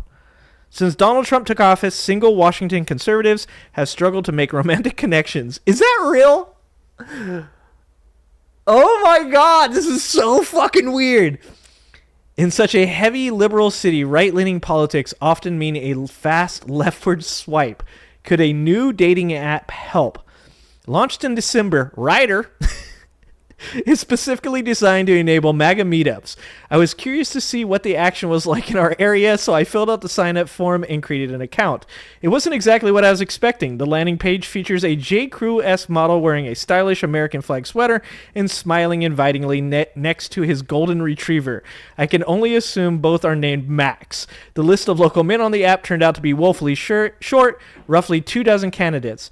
I could meet more conservative singles on any night in the basement of Hill County. Oh, my ad block was like, I got you, Doug. Okay, calm down. Ad block, calm down. Eager to hear about users' experiences, I started swiping right on all of the DC area profiles. I made it clear I was a journalist working on a story rather than somebody actually looking for a date. After half a day and some false starts, Ryder kept suggesting people who lived hundreds of miles away. I connected with a user named Bald and Fit. That's just so you guys know, that's actually me. Bald and Fit. Not really during the winter so much, more during the summer, but it's almost that time. Okay. Mostly just bald right now, maybe not as fit. Anyways, I asked him how it was going so far. I haven't matched with anyone as there are barely any individuals showing up as potential matches to choose from. He wrote back, extremely low selection. Another man said he'd given up on regular dating apps a year ago. None of the women wanted to get to know a Republican. He wrote to me, has Ryder solved his woes? Not so far. I think I met a troll. By the end of the day, she was off the site. It seemed this idea wasn't catching on locally as quickly as I thought. To find out that what was going on, I called up founder Christy Lawton, a Republican political consultant in Wyoming, who has worked with Turning Point USA. Of course she works for Turning Point USA. Lawton explained that she created the app after Sarah Huckabee Sanders was kicked out of a Virginia restaurant, an event that infuriated Lawton to the point that she wanted to do something positive for her people. Wait, what the fuck is that story? How does that even connect? Like, I do not understand right-wing people. So Sarah Huckabee Sanders got kicked out of a restaurant in Virginia, and that somehow made her want to create a dating app? What? Okay, actually, now the name, now it makes sense. This person's a moron. Yeah, okay, never mind. Now it makes sense. When I filled her in on my new Ryder Pal's less than action-packed experiences, she wasn't worried. She blamed the long-distance matching on a bug, though a subsequent update didn't seem to fix the issue, and said after a few weeks the app already had thousands of users. If so, they mostly seemed to live elsewhere. But one thing the surprisingly sex-positive right-winger was adamant about, regardless of whether Ryder takes off, Trump lovers need to throw down too. Once you're both safe, have at it. Have the most beautiful, uninhibited sex of your lives. People always say, oh, conservatives don't know how to have sex. You want to bet? Oh my God. is fucking amazing. I didn't even, like, look, I fucking hate on Trump supporters, like, 24/7. 24/7, bro. I don't take a day off. 365, I'm always shitting on Trump supporters. I don't think I've ever said that I don't think they know how to have sex. If you ask me, I would actually guess that most Trump supporters have sex, lots of sex, mostly with their cousin, okay? Mostly with their cousin. But we've all seen Idiocracy. If you ask me who had less sex, like left-wing, elite, liberal politicians or right-wing Trump supporters, I would 100% say right-wing Trump supporters. Like I said, whether or not it's their cousin or not, and it turns out, whether or not you're a stepdaughter or not, if you're Elon Musk's father, why do things just keep being true? Why do things just keep being true? I wouldn't have guessed that. That's fucking crazy. Holy shit. Good job. Good job on bringing that one up, Alan. Good job. What's happening, Stan?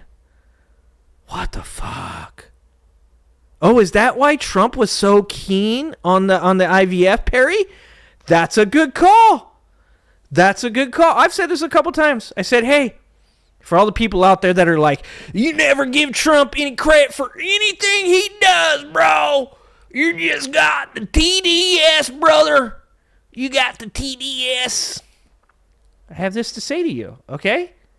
I saw the IVF thing, and I was like, all right, that wasn't so bad. Good job. Way to go on that. But there's always an underlying reason. And it turns out that underlying reason, as Perry just pointed out, might be because apparently nobody's fucking Trump supporters. So they're going to need that IVF. That actually makes a lot of sense now. But hey, still good on him for, exploring IVF. That was pretty cool. One of the things I gave him from his first administration was that he funded NASA. It turns out in his second administration, he decided to roll that back. And he decided to let Elon Musk just fuck NASA. So I'm not gonna give him any credit for that funding NASA thing he did in his first term anymore, since now he's just bent NASA over like it's his cousin and fucked it until he had his cousin's sister daughter. Okay, Jesus Christ. Okay, we're gonna watch Bernie now. I wanted to watch Bernie. We never watch Bernie, and I love Bernie. And every time Bernie talks, I'm like, fucking, I agree with Bernie so fucking much. Dude, if you were to put me on a spectrum, like I ask you guys all the time, I tell you guys all the time, like I'm not a party person. I don't believe that parties represent values. I think people represent values. I don't like the system that we have where you have to join a gang. I don't like that shit. I just say, my values clearly land mostly on the left. Like 95% of my values land on the left. But I wouldn't call myself a Democrat. I don't know if I would be considered a progressive. But if you ever were capable of putting me in a stable with another person, like a party with another person, it'd be Bernie Sanders. It would 100% be Bernie Sanders, because every time the dude talks, I'm like, yep, that's I love that shit. That's right there, brother. That's pretty fucking good. Every once in a while, Bernie will say something, and I'm like, Bernie, no. Bernie, stop. That, God damn it, Bernie. But we don't listen to enough Bernie on here. Night Bucket. Love you, Bucket. Appreciate you, Bucket. All right, so this is Elon Musk is clearly running a show. Bernie Sanders on Doge leadership. And I want to point out something that Bernie said. Bernie on Twitter was saying before Trump took office, hey, if you want to audit the government, audit the government. I will support you in doing that. And now Bernie's saying, when I said audit the government, I didn't mean go in and grape it. I didn't mean go in and just fire 250,000 people that you haven't even fucking read anything about. That you don't know their names, you don't know how well they've done. Like, that's not what Bernie is talking about. And he said if they don't do it that way, he's going to call them out. And now he's calling them out. So good on Bernie for actually following through with what he said. Actually, do you believe that's an important question to have the answer? Tracy. The issue is not who is technically the administrator, who has the title.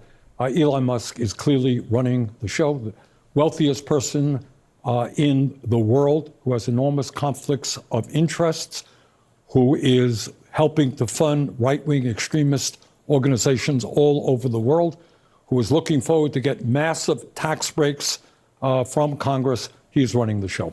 So if he's running the show, but not on paper, as they essentially argue, but you say in practice, he basically is. You're a co-equal branch of government as a senator on Capitol Hill. Tell me if this is too loud. I'm trying to but fix the audio for you You have guys. to explain that to Make the it president. louder. Do you feel that you have oversight when it comes to what Elon Musk is doing? Look, what we're seeing right now, Caitlin, is a very dangerous moment. I'm laughing here, but it is not funny. This country is moving very rapidly under Trump into an... You hear what Bernie just said? That's straight up, well, that's me. I'm laughing, but this shit ain't funny. Fucking spot on, Bernie. Spot fucking on, Bernie. I think you have to explain that to the president. Do you feel that you have oversight when it comes to what Elon Musk is doing? Look, what we're seeing right now, Caitlin, is a very dangerous moment. I'm laughing here, but it is not funny. This country is moving very rapidly under Trump into an authoritarian form of society. You know, the founding fathers, way back in the 1770s, these were nobody's fools. And what they had fought the King of England, an autocrat, had all the power. Dude, they said, how fucking we don't insane want is that this right in the new now? country. We're going to set up 3 separate equal branches of government. And every kid in the 6th grade knows who they are. But Trump... The point of our government was to create competition between the legislative and the executive, and then the judicial was there to make sure that shit was followed through on. The point of our government has always been that the legislative, the Congress that holds the purse strings, does not wish to concede power to the executive. And if you guys saw today, Trump signed an executive order to bring all of these third party groups like the FCC, the FTC, the SEC. He's trying to bring them all under his wing to be able to fire and hire people as he sees fit. The reason that our government has worked as well as it has, and I know a lot of people, government doesn't work. Yeah, you're going to find out how well the fucking government did work when all this shit's gone and all the things that you took for granted because you're entitled as fuck and you're like, oh my God, like things that, look, unless you're an African American that got fucked by the housing system, if you're a white dude and you're sitting here going, this government doesn't work, bro, you're going to be real sad soon. You're going to find out. You fucked around and you about to find out. Okay? There are certain people in our society that can complain about how our government has ran, and they are 100% fucking right. Those are mostly minorities. If you're a white dude and you're like, this government sucks, bro, you're just an entitled piece of shit. Just a heads up. Because our government has actually worked really fucking well. You just don't know that because it's like a fucking computer. All this shit worked behind the scenes and you don't know how it works.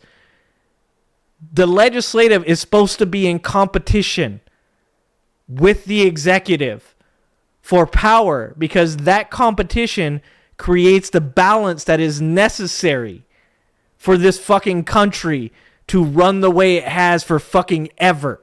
Okay? If you think that we have gotten to where we have gotten to because of fucking some kind of blind luck, then you don't understand exactly how fucking insanely genius the way the fucking government was set up was. And they're just tearing it all apart, so you're all going to find out pretty soon exactly how important all that shit was. Trump just a heads up. Does not. And what Trump is doing now is... You get them a year, I'm getting them 6 months, Perry, before they steal all this shit. Congress to challenge the powers of the court. It is we're going to have no good faith dangerous capital. moment. Well, the question, though, when it comes to what this looks like is we haven't seen a ton of resistance from Capitol Hill, and we have seen some efforts in the courts. These Democratic attorneys general stepped in. But today, a federal judge here, Tanya Chutkan, she's well known to... The judiciary it's been eviscerated. I mean, you have the Supreme Court as a tool of the right wing. Clarence Thomas, like I was just listening when I was doing the housing segregation shit, right? I was just listening to the first ever Supreme Court decision on housing segregation, because there used to be these covenants. So covenants are very much what the HOA is today. The HOA is evil, always has been evil. Fuck HOAs, okay? So covenants were where groups of people in neighborhoods would get together and they would agree that they would not sell their homes to people that were not Caucasian. This is still, to this day, written into some deeds. So, of course, the first time that one of these was challenged was by a black man and his family that moved into a neighborhood in St. Louis. He bought a house. He moved into the house, but as he was moving into the house, all of his white neighbors showed up and said, hey, you can't live here. You're black, and we have a covenant that we signed that says that this person can't sell his home to you. Okay? Now, of course, that black man was like, you can go fuck right off with that, and I will take you to court.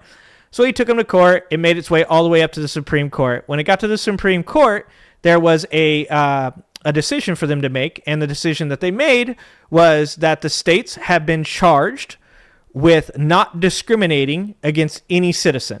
So that means that we cannot enforce your agreement. You can decide not to sell it to African Americans, but if somebody in your group decides to sell it to an African American, there's nothing we can do to enforce it because that would be the state enforcing discrimination. So they chose not to. That decision was a 6-0 decision. 6-0. Weird, right? Because there's 9 Supreme Court justices. That's because 3 of those Supreme Court justices recused themselves. Why? Because they themselves were part of covenants that said that they would not sell their houses to black people. First of all, the insanity of 3 Supreme Court justices being part of covenants that said that they won't sell their houses to black people is fucking bad enough. But then to think that fucking Supreme Court has more legitimacy, more morals than the current Supreme Court, where people like Clarence Thomas will not recuse themselves. People like Samuel Alito will not recuse themselves. Holy fuck. These people were like fucking demonstrably racist, and they recused themselves. And our Supreme Court is so bought right now that people like Clarence Thomas, Alito, Gorsuch, they don't give a fuck. Like, that's how bad our judiciary is right now. To our audience from the Trump trials, she declined to block insane. Musk and his team from getting access because she basically said she wasn't getting specific enough examples from these AGs about how Musk could cause irreparable harm. Yeah, this is in the 50s, right after World War II. And if they can't prove that in court, what does that say? Well, I tell you what I have. Tracy, I have a new interview, new podcast coming out either this Friday or next Friday, depending on when I get it edited, with Leah Rothstein. Her father wrote The Color of Change, which was about redlining and all that stuff. And she wrote with him a book called Just Act, and it's about how to fight locally against housing segregation, which is what created the wealth gap between African Americans and white families that we see today. So that's actually going to come out pretty soon. It was a great conversation, and we talk about those stories and more, including the Levitt communities that were established by the government after World War II.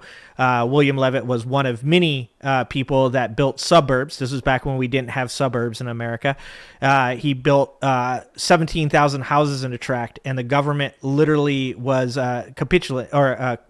They capitulated with these people building these houses to not sell them to African Americans. It was literally in the law written that you will not sell these to people outside of the Caucasian race. It's insane. Really good conversation, and everybody should check it out when it comes out. It'll come out either this Friday or next Friday as soon as I get it edited. To believe. Really good conversation. At the end of the really day, good conversation. The struggle Long Island and in against Philadelphia Trump, as the well, struggle or against Pennsylvania. oligarchy, Sorry, Manny. which is led by Elon Musk, the struggle What up, against BJ? authoritarianism, the fight to make sure that the working class of this country gets a fair shake. That is not going to be won here in Capitol Hill. It's going to be won by millions of people all over this country standing up and saying, you know what? We fought and died for democracy. We're not going to move toward authoritarianism. We fought to create a country that works for all, not just the billionaire class. That's the struggle, and I'm going to be active in trying to rally the American people to do just that. Well, and you're embarking on this. And if Trump supporters were actually like true to their word, they would join those protests. Because as I said before, Trump is not the president. Trump is being led around by his coattails by billionaire oligarchs that literally don't even have Trump supporters' best interests in mind. Like, if you're a Trump supporter and you're watching all of this happen right now, and you're watching Trump do what Trump has done, you should recognize that Donald Trump is just a mouthpiece. Curtis Yarvin said it. Curtis Yarvin said Donald Trump will be a TV president and he will elect a CEO to do the work for him. And that he said that in April 7th of 2022, when Donald Trump wasn't even running for office, when he hadn't even chosen to be the elected yet. If you're a Trump supporter right now, you should actually be just as pissed off as everybody else is about what's going on, because Donald Trump can call himself a king. Donald Trump can quote Napoleon all he wants. Donald Trump can act like a dictator. But when this is all said and done, your boy is going to be ballless. Your boy is going to be a puppet sitting on a throne, drooling on himself, kept stupid and fat, unless he uses Ozempic. Why the ultra billionaires run around behind him doing whatever the fuck they want.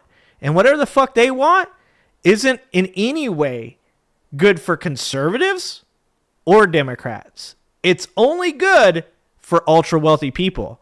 And you're going to fuck around and you're going to find that out real soon. Tour to combat this. It's a national tour. You're starting in Nebraska and Iowa.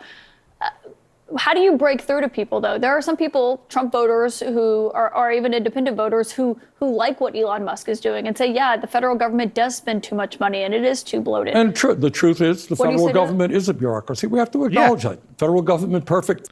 And that's something that I've said multiple times.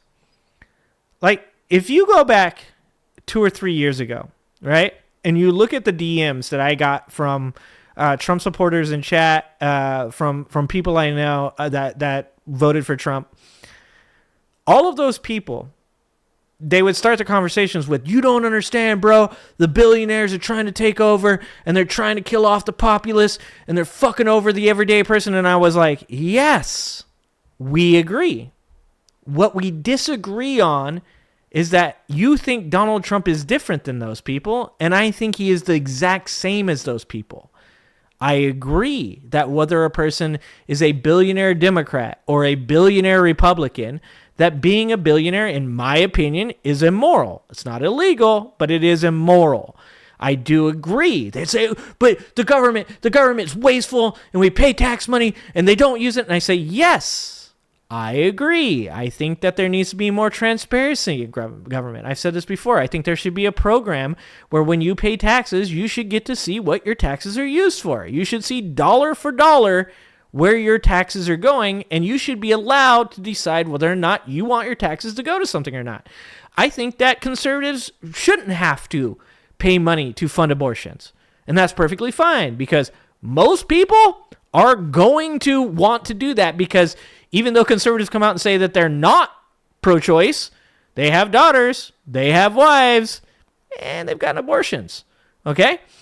So I personally think that the government does spend too much. And they would say, the government needs to be audited, and there's so much, the Pentagon has failed 7 straight audits. And I go, I agree with all of those things, and it should be audited, but we're at the same point in the argument.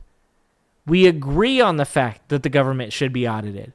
We disagree on the fact that you think fucking Elon Musk, who has no experience in government, no experience actually fucking dealing with any of the stuff that he's doing in the government right now. Not a single one of those fucking programs does he even closely understand.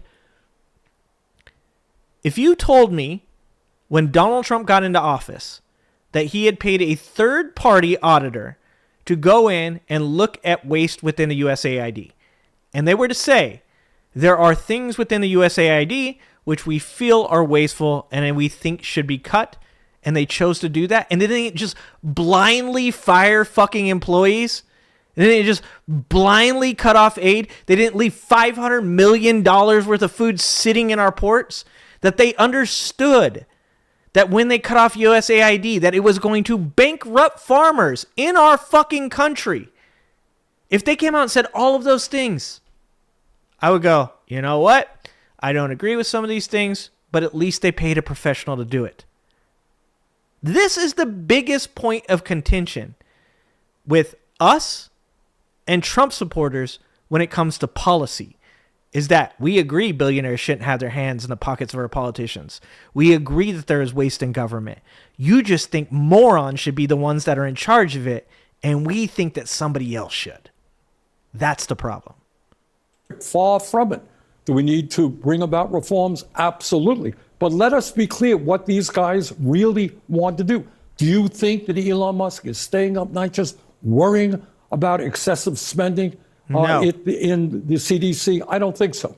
At the end of the day, what these guys want and what Trump wants is to cut programs that working class people need. They're talking, the House Budget Committee released their report, their budget. Yeah, they want to cut Medicaid. And they're going to use these bullshit reasons, just like they just try to use the 150-year-old reason on Social Security. And hopefully people are smart enough to recognize, like I said, that during the voter fraud period where they're claiming people were 110 years old and voting, that these systems, these computer systems with inaccurate data default to a certain year. Like, you really hope that people are smart enough to figure this shit out. But I don't have any faith that they are. $880 billion in cuts to Medicaid. Do you know what that means? It's not only that millions of people, kids.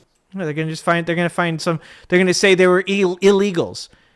And like I said before, the worst part about this is that the people that are going to lose their Medicaid, the people that lose their Social Security benefits, unless our media does a good job of finding these people and getting their stories out in front of people's faces, they'll go, you won't hear a peep about it. Because everyday people like me and you, we only have a certain reach. This channel has 25,000 subscribers. I get almost 1,000 views on a live stream, right? But those views are almost always the same people. You know, like, you only can reach so far as a person, and I have a louder voice than most people, literally and figuratively. If you have an elderly person out there that loses their Social Security check and loses their Medicaid because Elon Musk decides to cut that, the chance that you'll even fucking know about it is very, very low. And they're depending on that. Are going to be thrown off the health insurance they have. Devastating. Later, Reverend. Appreciate you, nursing Reverend. Homes. Love you, buddy. 40% of the revenue coming into community health centers. 30 million people get their health care, community health centers. That's coming from Medicaid. You cut Medicaid, you're going to dismember an already broken health care system. Yep. What are they going to do already with that money? Broken. They're going to give it to tax breaks for the richest people in America. Over $1 trillion goes in tax breaks to the top 1%. That is what these guys want. They want more wealth. They want more power.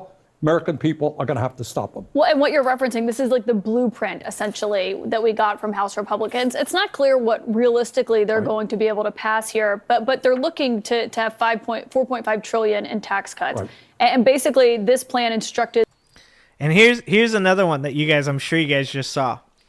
So Elon Musk replied to somebody on Twitter about a $5,000 kickback.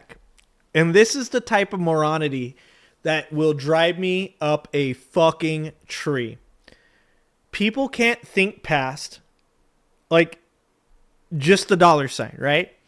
So you're going to have all these people that come out and they're going to say, but he's going to give us $5,000. Look, we're getting money back. These are also the same people that told you that printing money caused inflation. These are the same people that said during COVID, even though Donald Trump put $4 trillion of his own deficit towards COVID, they forget about that. They forget that Biden's $2.5 trillion is actually half of what Trump put into COVID. They'll tell you, they'll say, all those payouts, all that unemployment, they were printing money during COVID. But then they're going to tell you that $5,000 coming from Elon Musk isn't the same. And what they're going to say to you is they're going to go, no, this is from the Doge savings. The Doge savings, you don't understand. They cut all these government programs. They got rid of all these things. They got rid of this waste, and that's why we're getting $5,000. But the problem with that argument is that the actual reason behind why you would cut USAID, why you would cut Medicaid, why you cut Social Security, why would you cut all these programs is because they're already adding $3.7 trillion to the deficit with their tax cuts. They already added something like $2.7 more trillion over the next decade from the previous tax cuts. So they're going to add another 3.7 from their tax cuts. At this point, Elon Musk can actually only show $8 billion in savings from what he's done with Doge. He claims $55 billion, but $38 billion of it is missing. And then $16 billion of it, or I'm sorry, $8 billion of it was a accounting error on their point. They claimed that a contract in the government was worth $8 billion when it was only worth $8 million. These are the fucking morons that are doing this. So at this point, Elon Musk has only cut about $8 billion. And that was by firing 200,000 plus people who are then going to go on unemployment, which is going to cost the government money. So when people come to you and they say, but they're giving us $5,000, bro. Don't forget those two things. A, these are the same fucking people that told you that if you give people money, that's a bad thing. It causes inflation. And B, they're going to tell you that that money comes from the cuts, but they haven't even began to deal with the amount of money that they've already decided they're going to give to ultra billionaires. By the way, for most of us that make less than $300,000 a year, and that's like all of us, we will actually pay more in taxes under these tax cuts because you will pay more money for goods. You will have less things, like if you have a home to put in as a credit.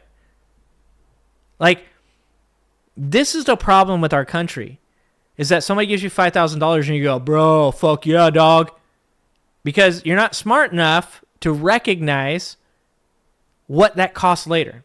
Now, on the other end of that, you had people like Andrew Yang and later people like Kamala Harris and people like Bernie Sanders here, as well as Leah Rothstein, who I talked to last night, that offered people UBI that said, hey, I get it. And they didn't lie to you. They said, yeah, this is going to cost the government money. But you know what? It's your money, so you should benefit from that. So let's give you $1,000 a month. So these are people that declined $12,000 a year because said, that's communism, that's socialism. But the moment that Trump gives them a $5,000 check, they're going to be like, see, bro, own the libs, bro. Let's get some more ASMR immigration videos up on that Instagram. You know what I'm saying? It's celebration time. I'm going to go get me a used Toyota truck. People are stupid. Did the Energy and Commerce Committee, which oversees Medicaid, to find those $880 billion. Just going to blow the money on crypto. Realistically, right, on what should voters You're be probably worried right, about? a If you hear Hellcat. from My some bad. moderate My Republicans bad. who say we're not going to touch right, Medicaid, that's not going to be on the table. Oh, no one is saying also, that. yeah, I wanted to say that before I forget. What Silent just said, they're accelerationists. We've went over this before. We've talked about techno-libertarianism, cyber-libertarianism, or you can call it techno-feudalism, whatever you fucking want to call it. I don't care what you want to call it. Call it whatever you want. That's what's going on. Accelerationism is exactly what you're seeing right now. You're seeing them dismantle portions of the government willy-nilly.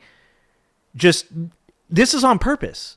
Like, anybody that looks at you and goes, oh, Elon fired those people on accident because he didn't know that they were Trump supporters, or Elon fired those people on accident because he didn't know that they were nuclear waste, people that monitored our nuclear waste that actually happened, or that they monitor our nuclear stockpile and literally put together the weapons that we need to defend ourselves. Like, anybody that thinks that that's all just on accident, it's not on accident. It's accelerationism. It is people intentionally firing as many people as possible, as quickly as possible, because their ideals, their ideology is that the faster that it happens, the quicker we'll get past it, and the faster that we can move into cyber libertarianism. Like, people need to fucking actually do more research on these things and actually, like, pay attention to the things that are important and not so much to all the bullshit, right? Like, look, do I like to get on here and make fun of Donald Trump for saying fucking he's going to be a king or quoting Napoleon Bonaparte and point out how fucking stupid that is? Yeah. But my time is spent researching all of these things. My time is spent researching how housing segregation has caused this wealth gap between black families and white families. And if you really want to be a productive part of this conversation, your time should be spent that way as well. And you need to figure out who Curtis Sharvin is. You got to figure out why these billionaires that used to not want a single fucking thing to do with Donald Trump all of a sudden are best buddies with him. And you got to figure out why all of a sudden Elon Musk from 2 years ago wouldn't have had a single good word or good thing to say about Donald Trump. All of a sudden is his fucking date at an interview. Okay? Like, those are the important things. Like, I will shit all over Donald Trump for calling it the Gulf of America. We all need laughs. We all need to have jokes. That's important. But it's not important in the grander scheme of things. Right now, what we are trying to do in a House which is almost evenly divided, if 2 Republicans, 2 out of 435 members, say, you know what, we're not going to vote to give tax breaks to billionaires and cut programs that children and the elderly and the hungry desperately need. 2 Republicans, their proposal is dead. And we're going to work hard to make sure not only do we get 2, they'll get a hell of a lot more than 2. Dude, Josh Hawley, of all people, Josh Hawley came out and said that Donald Trump is causing a constitutional crisis. That's crazy. You know that the fucking wolves are in the hen house when you hear Josh Hawley agree with Democrats. That's fucking nuts. On the Elon Musk front, when it comes to Social Security payments and what is actually wrong with government and what's exaggerated, we're hearing this line from the White House that tens of millions of people are getting Social Security fraudulently. Either they're dead or... Yeah, I don't believe that for a second. We've gotten no evidence of it, but I looked into this, and what we do know is that there's a lot of people that still remain in the database, but as far as people who are actually getting payments, it was 44,000 who got payments according to an audit that was done in 2023. Out of how many millions? There's tens of millions. So when they say tens of millions, that would be this is what we are dealing with. We're not only dealing with our... And that's Trump numbers for you, right? That's Trump numbers for you. So it's like you probably have an obscene amount of what Ken Block said. You have an obscene amount of what's called crap data, for lack of a better term. And that is that just like any database, even the database for the store I run, right? Like if you get into the database, as small as the database is, there's tons of inaccuracies. There's lots of shit data, and it's really hard to clean up because we're not robots. We're human beings attempting to like keep together these like incredibly complex amounts of information. So when you have something like a Social Security system that is like been around since, what was it, 58? When was a Social Security fund established? Is it 85 or 58? Am I fucking up the number? Whatever it is. For decades, you're going to have, somebody once explained it to me this way. I'll try to explain it this way. It's like having a bunch of different librarians in succession. So if you have a librarian that comes in and they set up the library A to Z, regardless of topic, doesn't matter. The books start at A, they end at Z. The next librarian that comes through, after that librarian retires, decides, you know what? I want A to Z, but I want it by topic. So they come in and they reorganize it A to Z by topic.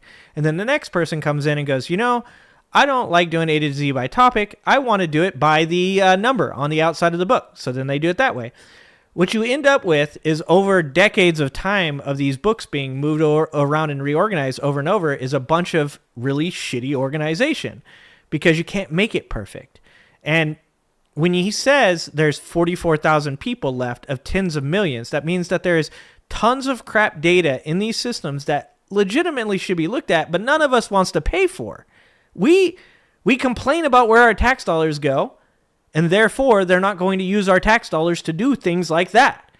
Because then you find out like, oh, this person got paid this much money to reorganize the data in a database. You don't understand how important it is that happens. You get pissed off. They go, oh, okay, hands off. We won't do it because now these people won't vote for me. Like, it's really important to understand that none of these things that anybody talks about can be reduced down to just a single thing. All of them are complex. All of them are complicated. And if you can't use any critical thinking to work your way through these problems, then you're going to end up with a bad solution. You're going to end up with a bad answer to why it is the way it is. Oligarchy, the incredible power of the very, very rich. Dewey Decimal, that's what I was looking for. We're not only dealing with a move toward authoritarianism, we're dealing with what is new to America. You know, politicians have always even Dick lied, Cheney nothing was new against about Trump. that. Even he saw But that the shit. level that we're seeing right now, the big lie. Mighty Mouse has his over pitchfork. and over again. And it goes out, there's a big lie, and then it goes out on Musk's Twitter to, several hundred million people, repeated over and over again. Now the word is out there. Misinformation. People on Literal on Social misinformation. Security, 150 years of age. Can you believe it? The whole thing is corrupt. It's broken. And they're fucking NPCs. Not actually fucking them. Because, right-wing people don't get to have sex. We just learned that because of that dating app. They're fucking NPCs. So they just repeat. And you want to know something crazy? I just watched this video. We should watch this video. It's from Ezra Klein. And it's about how right-wing people had referred to left-wing people as NPCs. And to a certain point, they are correct in the fact that, people that just watch CNN and regurgitate everything that CNN says, or just watch MSNBC and just regurgitate everything that MSNBC says, those people irritate me just as much. Like when I remember watching this video when Kamala was running for election, and they were asking people, hey, why do you support Kamala? And this was a left-wing person. I think it was Jordan Klepper, actually. And he was asking left-wing people, hey, why do you support Kamala Harris? And they're like, because she's awesome. And he was like, what about like her housing? Do you know anything about her housing policies? And they're like, I just know that she wants to do housing. And I was like, God damn it, man. Like you should know something about the shit as well. Like you need to as well. Everybody should know something about that. Tis isn't Baldur's Gate 2? What does that mean to do? I don't know what that means. Sorry. Oh, I got distracted. Sorry, Shiny. He won't be for long. He's going senile. You can see the dimension in his face now. Are you guys talking about Donald Trump? Oh, okay. I got distracted. Okay, sorry. Well, where does Shiny. that lead you, Caitlin? What's the next step? If government can't do anything, if Social Security doesn't work, if Medicare doesn't work, if Medicaid doesn't work, we're going to go. Oh, yeah. Sorry, I didn't finish my thought. I got distracted. I was talking about the Ezra Klein video. They're talking about NPCs. So people shouldn't just regurgitate stuff. You should have like a critical thought about why you believe that. Like work your way back. Okay, so you believe that there's 50,000 people or whatever the number was, 150 million people, or what was it, 10 million people at 150 years old. So you believe that. Now work your way back from that thought. Like ask yourself 5-6 more questions. Like why would it be that way? Should I care? Is it important? What would it affect? Things like that. So that way you can have a better, like, well-rounded opinion. So like I was saying about the Kamala supporters, like if you like that she's building housing, why do you like building housing? Well, if that has something to do with decreasing the wealth gap between African Americans and white Americans, great. If you want to talk about the fact that after the World War II, the government subsidized housing and made it affordable for people to purchase homes, and you think that would be a really good idea because there's a housing crisis right now, great. Like start to have more to it. But his point is that now Republicans have actually become the real NPCs, including Congress. They have no more power. They choose not to participate. They only regurgitate the things that are said. And you're seeing that on Twitter, where you have all these people that the only place they'll ever get their news from is X. It's ironic because these are the same people that said forever, oh, you can't trust mainstream media. You can't trust mainstream news. You can't trust CNN and MSNBC. They actually never say you can't trust Fox, which is fucking crazy. But they say you can't trust CNN, you can't trust MSNBC. Well, why? Because they always say the same thing. But then you go on X, and every one of these people is repeating the exact same thing. And you want to know something really fucking crazy is the other day as I saw Elon Musk tweet, Grok AI 3 is so based. And then he tweeted out what Grok AI said. And it said, mainstream media is complete crap. The only place that anybody should be going to is X for their news. Because here on X, you get nothing but the raw, unfiltered truth. That's scary. that a person is creating an AI based off of something that gives them power, control, and wealth, and they're going to use it to create algorithms and articles and videos and news to then put out on that same platform to feed the cult. Like, that's really fucking scary. Get rid of all of those programs, and we're going to give it over to the billionaire class to run it. That's what you think they're ultimately trying to do. Yeah, at the end of the day, not only do they Social Security. Non-player they want characters, massive Tracy. cuts Yeah. to programs for the working class in this country in order to give tax breaks No to sex the in the very rich. champagne. And then they want to move to the privatization of every important government agency. Just the other day, and this really upset me, because I used to be Big chairman Brother. of the That's another Veterans good Committee, point. and I feel very strongly about making sure that those men and women who put their lives on the line to defend this country get a fair shake. Right away, 1,000 employees at the VA laid off at a time when the VA healthcare system certainly needs more help than they have right now. So at the end of the day, yeah, they're going to want to privatize Veterans Administration, Social Security, Medicare, Medicaid. It's just a bad idea. It's my argument with libertarians forever. I've told you guys this. I still troll being libertarian on Twitter because I love to get on there and go, you guys didn't even fucking vote for Chase Oliver. Shut the fuck up. You're not libertarians. You voted for Donald Trump. I saw more shit on being libertarian that was pro-Trump than I saw of their own fucking candidate. That's how full of shit these people are. And that's why I realized, after thinking I was libertarian for like a year, I was like, I'm not libertarian, because you get into actual conversations with these fucking morons and they have no actual policy beliefs. Their whole belief is like, I just do things for me, and like, you know, as long as you're not hurting others. And you're like, oh, okay, so women should be able to have proper access to healthcare so they can get abortions. No, not that. Oh, so you're just a conservative. No, I'm libertarian, bro. No, you're not. You're not fucking libertarian. Medicaid. If And the President post office, Trump, by the way. if President Trump were seated next to you, You can't private. That's their belief. They think that you can privatize everything.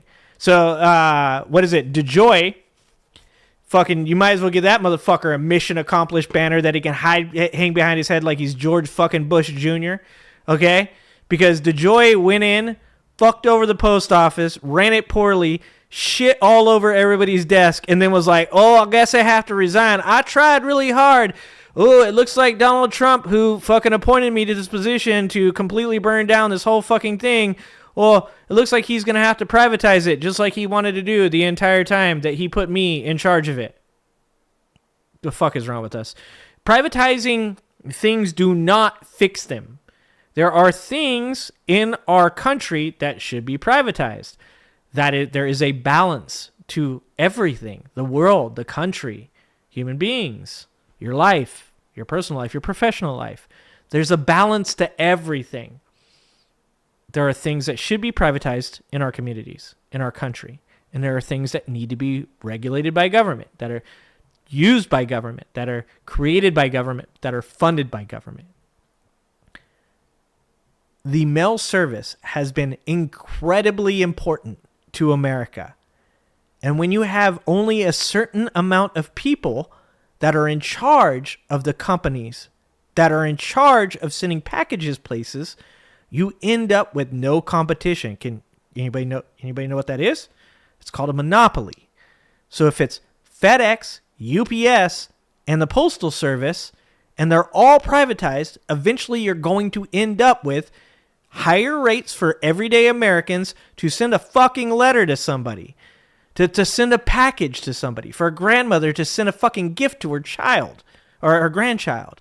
Like, you're going to end privatizing everything. Competition is not good for everything. Competition is great, just like adversity is great.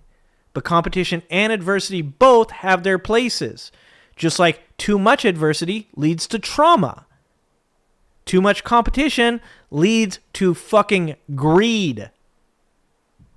to you, he might I just say, don't well, I understand pledged on the people. campaign trail that I'm not going to touch Social Security. Yeah. What would you say to voters who bring I that think up? the president has many attributes, but credibility and honesty. Yeah, for example, are not one of them. healthcare. So I would have my doubts. I'm not saying they're going to go after Social Security tomorrow. They're not. But this is the groundwork. I mean, this is what you do. You destroy the credibility of programs that are complicated, programs that have tens of millions of people. This is the welfare queen again. Look at this person. They got this, they got that. Kill the whole program. Well, the interesting part about that is yeah, because why? Fear, anger, and hatred. If you can convince people that they should be afraid of something, that they should hate something, that they should be angry at something, you can justify whatever you do to that person. So, like, something like this is like USAID. Like, no one's going to go into, like, none of these Trump supporters are going to get far enough into this to understand that our farmers actually benefit from USAID because our government buys food from our farmers and then sends it overseas. No one's going to figure out that our farmers, as this guy from Kansas said, are adversely affected when our government is super chaotic. So other countries that normally would buy their goods and buy them and they would make money off of this are going to go elsewhere because they don't want to deal with our bullshit. Like, these things that people are doing right now are only being done because they're being reduced down to the reason that I am doing this is because this other person is trying to harm you. That's why. This immigrant is trying to steal your job. These LGBT people are trying to groom your children. Everything that they do is based in fear, anger, and hatred because when you're angry, when you're afraid, when you hate things, you don't think.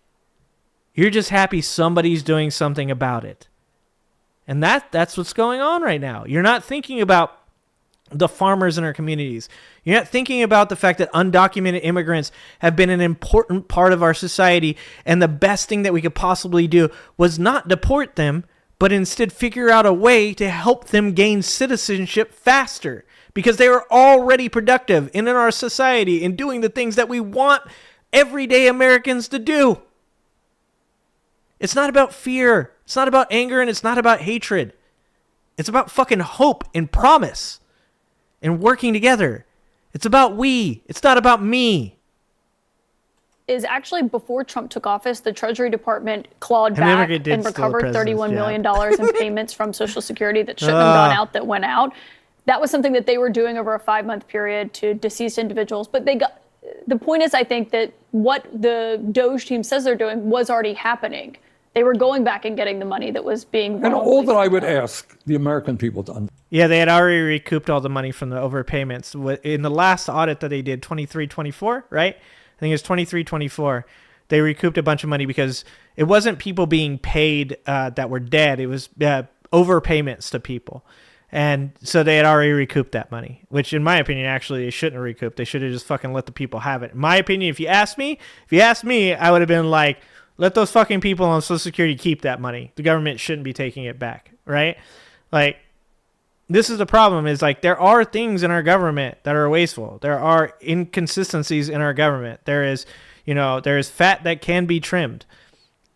But it's the way they're going about it is completely fucking wrong. Just like the way that Donald Trump goes about all the things that he does is completely fucking wrong. And they're doing it on purpose. Understand is that when you have programs dealing with tens of millions of people, is anyone going to say, hey, there is no fraud?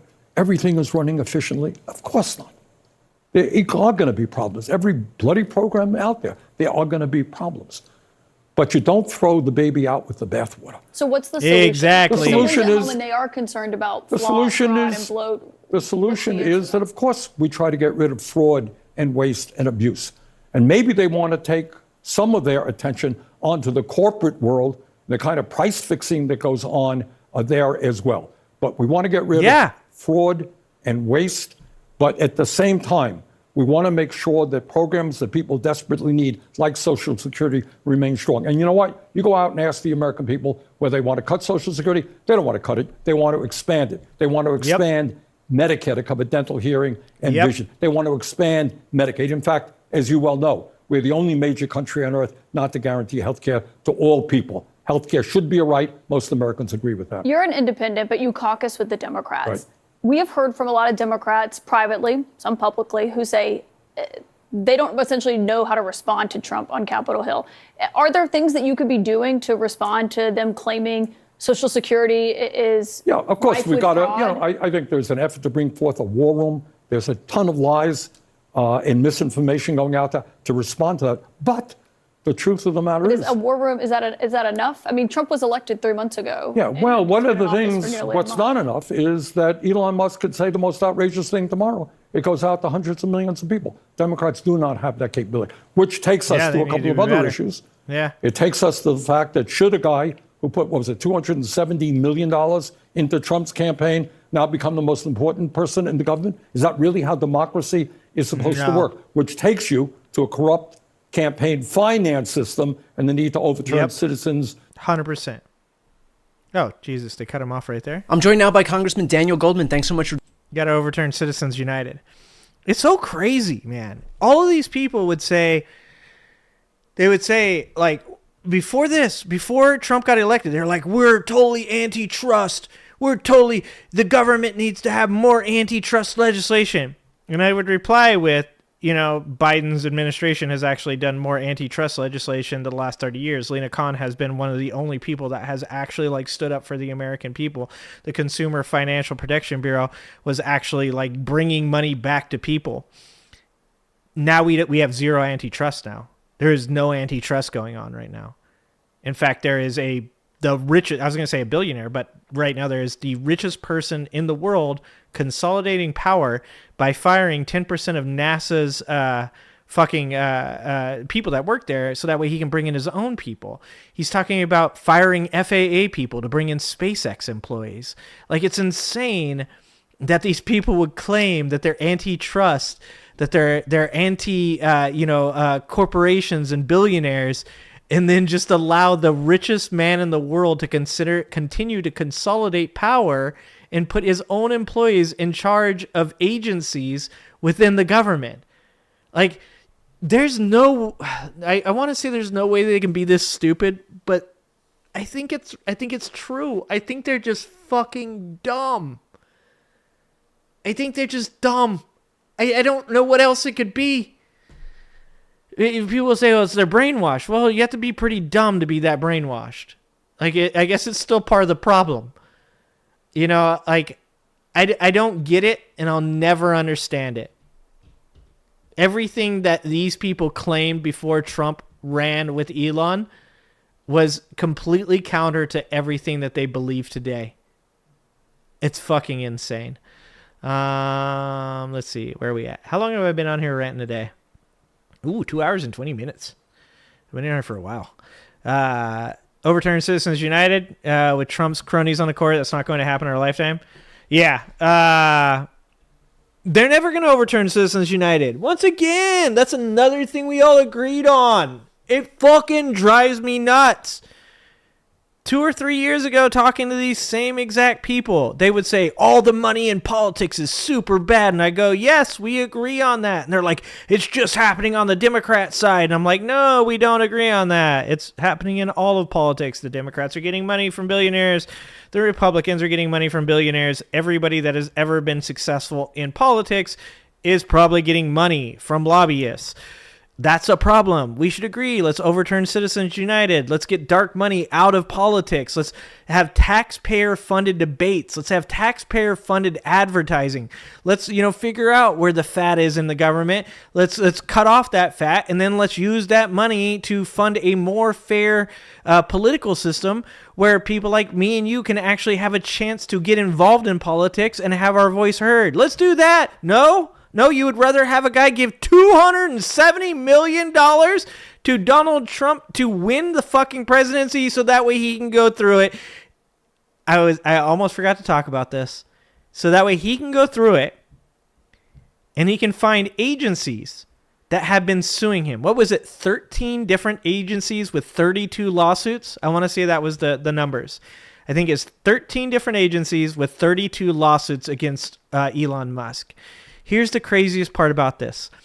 Investigations against Elon Musk need a certain amount of people in certain positions. I believe it's called quorum, where they get together and they decide, oh, we can advance this. They fired just enough people in each one of these departments to make it so they cannot continue these investigations. If that's not fucking corruption, I don't know what it is. You literally fired just enough people that they can't continue their investigation against you. And that's not even to get into the corruption going on in fucking New York. If you think I'm just one-siding this shit, he just hates Trump. TDS, brother, TDS. He's got the TDS. If you think that it's just Republicans, I made the video on Bob Menendez. He's a fucking idiot. Hakeem Jeffries coming out the other day and saying the dumb shit he said. That's fucking dumb. Hakeem Jeffries the other day coming out not recognizing calling Donald Trump Captain Chaos was going to make fucking Donald Trump just jerk off to that in the fucking bathroom and be like, Captain Chaos! They're calling me Captain Chaos! I love it! Like fucking, god damn it. There are morons all over the place. But I'll call out another person. Eric fucking Adams. Do you guys know what's going on with Eric Adams right now? Eric Adams, during the Biden administration, I think it was in 22 or 23, was investigated and indicted by a committee on in our government that investigates corruption in our states, right? He was indicted for taking money wires. He was indicted for taking plane tickets from, I believe it was Turkey, bribes. 4 of his aides currently are on trial for destroying evidence and tampering with witnesses. When I heard that, even though he's a Democrat, I was like, hey, you know what? If you're corrupt, get fucked, okay? Don't give a fuck what party you're in. If you're a right-winger, a left-winger, an independent, whatever it is, if you're taking money from foreign governments like Bob Menendez was taking from the Egyptian government, get fucked. I don't care. I don't want you in fucking office. So Eric Adams is being indicted. Eric Adams is about to be put on trial. Donald Trump pushes an olive branch out through one of his former lawyers, Bove. He goes and he sits down with Eric Adams and he says, listen, you're going to listen to us with whatever we tell you to do as far as immigration goes in New York, and we're going to drop the charges against you. This isn't paraphrasing. The dude fucking writes it out in a memo to Eric Adams that he will do quid pro quo, which is fucking illegal. And he tells people on his staff, you're going to do this. Now, Donald Trump has put into place in the Southern District of New York a district attorney. I think her last name is Sassoon. And he believes that she will drop the charges for him against Eric Adams, as long as Eric Adams says that he'll do this. By the way, Homan, who is the border czar, God, they love titles. The border czar for Donald Trump, sat down with Eric Adams on Fox News and they said, well, how do you know that he's going to do what you tell him to do? How do you know that he's going to listen to you? This is how open they are with this shit. And Homan looks at him and goes, well, if he doesn't do what we tell him to do, I will be here with my arm so far up his ass, like he won't know what to do about it. Like he straight up says he'll listen to us or we will fuck him. And this is on Fox News. Anyways, so Bondi and Bove don't want to drop the charges against Eric Adams themselves because they don't want any conflict of interest to be that apparent to everybody. In fact, they would be putting their own reputations on the line because you can be disbarred for this type of thing. So they put it on Sassoon, who happens to be a conservative. And I mean a conservative. She is a federalist. She is right-wing as right-wing gets. And they tell her, they go, you're going to drop the charges against Eric Adams because Eric Adams has decided that he is going to work with us on the immigration problem. Once again, that's illegal. That's quid pro quo. Sassoon says, go get fucked. Why? Most likely because she is a actual conservative and she fucking hates Eric Adams. And she says, I'm not going to do it. I'm not going to drop the charges against Eric Adams. Eric Adams is corrupt. Eric Adams took money from foreign governments. Eric Adams, the person who was investigating him before I was investigating him, was correct, and he needs to go on trial. And when they said, well, you better do it or you'll be fired, she said, I resign. She resigned. They went to the next person below her, her assistant. He resigned. They went to the next person below him. He resigned. A total of 4 people ended up resigning. The last being a person that apparently they had sent an email to, but he hadn't gotten, and they got pissed because it was taking too long for him to respond, and they fired him And when he was fired, he asked why he was fired. They said, because you didn't want to do this thing for us. And he said, let me just make this clear to you. I didn't get your notice that you wanted me to do this, but even if I did, I wouldn't have done it because this is bullshit. And this is all in the most fiery resignation letters you've ever seen in your entire life. Like, this is better than the fuck you, you're cool, I'm out scene in Half-Baked. And the majority of these people were Republicans, conservatives. They took all of those people and they said, get fucked. You can resign. That's fine. These are career lawyers that are like they are in the job of their dreams. So then they take the people that are left over, the last 4 or 5 lawyers in this corruption unit, and they put them in a room, Squid Game style, and they say, you 4 are going to decide one of you is going to drop these charges against Eric Adams. And if you don't decide that, by the time we get back, we're going to fire all of you. And so one of the people that was involved in that decided to take one for the team, for the rest of them, and to sign Eric Adams to drop the charges against him, along with a woman, I forgot, something Bacon, that's also a Federalist. So he's putting his reputation on the line, and if this goes forward and then somebody else becomes president 4 years from now, if we ever have another president, they potentially could bring up charges against them and have them disbarred for quid pro quo. Eric Adams, Democrat, don't care, corrupt, fuck him, doesn't matter. So when people come on here, TDS, bro. No. Fuck you. If you're a politician and you're corrupt, I don't care what party you're in. You're a piece of garbage, and you don't represent us. You only represent your own self-interest, and you can go get fucked. Let's watch this interview of Donald Trump and Elon Musk to finish the night, because it's fucking...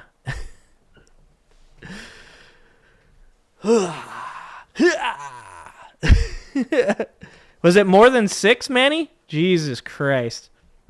Okay. Hey, look, like I said, I can't keep up. I got to 4. That's as far as I knew. Probably more. Hey, what's up, 21st century suffragettes? Don't forget about the 21st century suffragettes channel. Don't forget about Pep Talks. Don't forget about Benny Loco and the rest. All fucking awesome. Let's watch this weird fucking video. What is this?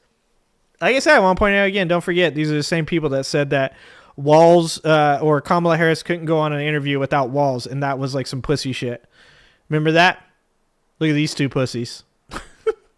So he's working for free with Doge. Later, fan. Appreciate you, fan. Kind of put a lot of his life on Tia. hold. Bye, Tia. And you Bye, sued Tia. Twitter a number of years ago. You just made him pay Oh, wait. $10 million. This is really low. Hold on. This is really low. Look at these dipshits. Holy fuck. I got to start with this. So he's working for free with Doge. He's kind of put a lot of his life on hold. And by the way, they're saying that Elon Musk does not work with Doge now. They're trying to say he actually has nothing to do with Doge. Like, we live in the upside down. Like, we live in a place where, like I said, the NPCs will just come out now and they'll be like, bro, Elon Musk didn't even have anything to do with Doge. Like, fucking, like, you liberals just cry about shit, bro. And you sued Twitter a number of years ago. You just Are made they him holding pay you hands? $10 million? Probably. That's right. That's right. That's right. Well, That's right. I sued from long before he had it. Yeah. Oh my God. It's so fucking awkward. It's so weird.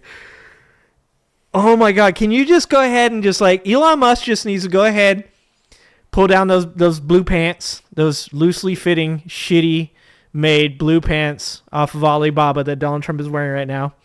Elon just needs to go ahead, pull it down, and just go ahead and give Daddy Trump give him a quick blowy, okay? Just give him a quick blowy. He straight up said you sued him for $10 million, and Elon Musk made faces like he's a child. Look at him. Look at this dipshit right now. Holy fuck. Every day that I remember that I defended Elon Musk as being a genius is just another day of embarrassment and shame for me in my life. The fact that I defended this fucking guy from my own friends and claimed he's a genius. Jesus Christ. It's so shameful. A number of years ago, you just made him pay you $10 million. That's right. That's right. That's right. Well, That's I sued from long before he had it. Yeah. And I mean, they really did a number on me, you know. And I sued, and they had to pay. They paid. Dude, Donald Trump is like sitting there telling people that they fucked him. And he's like, but don't worry, guys. They gave me $10 million. And you can do whatever you want as long as you give me money. Just give me the money, and you can do whatever you want. You want to dismantle the government? Go for it. Go for it. He walked in. He said, wow, there's a lot of agencies. That's a lot. We got rid of them. He gave me $10 million. I said, all right, do what you want. We're all for sale. That's what it comes down to. Is Donald Trump is easily manipulated by people with money, and we're watching it live and in color. $10 million. It's fucking sad. You're okay with that? I mean, I left it up to the lawyers. No reach around. And, Rusty the trombone, team read running on Twitter. So I said, you guys do what you think is the right. It makes sense. I think it's fine. I think it's a very low. Did he say, I think it's fine? Hold on, what? I left it up to the lawyers and the team running Twitter. So I said, you guys do what you think is the right. It makes sense. I think it's fine. I think. Fucking Hannity. Hannity said, I think it's fine. What is this fucking circle joke? This is weird. Holy shit, how anybody can watch this stuff and be like, yeah, that's my dudes right there. Those are the guys that I look up to. Alpha males. 3 alpha males jerking each other off. It's a very low. I was looking to get much more money than that. So you gave him a Nana, somebody I was talking to earlier today said that Donald Trump and RFK Jr. look like they're doing blackface. I was like, dude, that's so spot on. Holy shit. Like, what generation is this? Like, is this a generational thing that people like fucking use bronzer in this manner? Who sees themselves in the mirror and is like, yeah, that orange tone. Yeah, that's good. Like, what the discount fuck? when the lawsuit. He got he got a big discount. I don't think he even knows about it. He's become one of your. If you What is this weird fucking conversation, dude? read and believe the media, he's become one of your best friends. He's working for free for you. Well, I love the president. I just want to be clear about that. I don't care about that. I know. I love the president. What? What?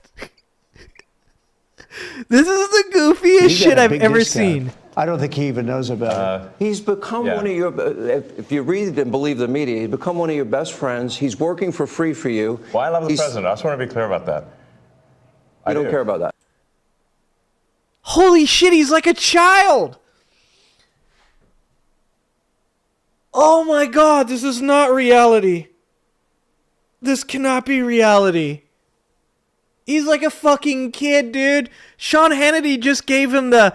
Anyways, listen, adults are talking. Chill. What the fuck? This is so weird, dude. Let's hear that. Let's see that one more time. That was so weird. One of your. If you read and believe the media, he's become one of your best friends. He's working for free for you. Well, I love the president. I just want to be clear about that. I don't care about that. I know. I love the president. You love the president. I think President Trump is a good man, and he's, you know. It's nice the way he said that. You know, there's something nice about it. It really is. What the fuck is this, dude? You know, because... No, you can tell, Tracy, the way he did that. That was really nice he said that.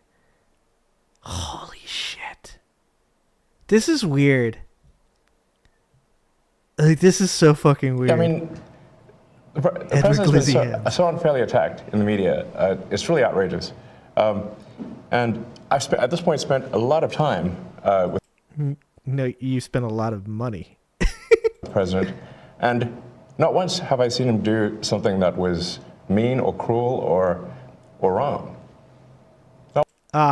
Offering to fucking buy Gaza and deport the fucking Palestinians. Did you not see that part?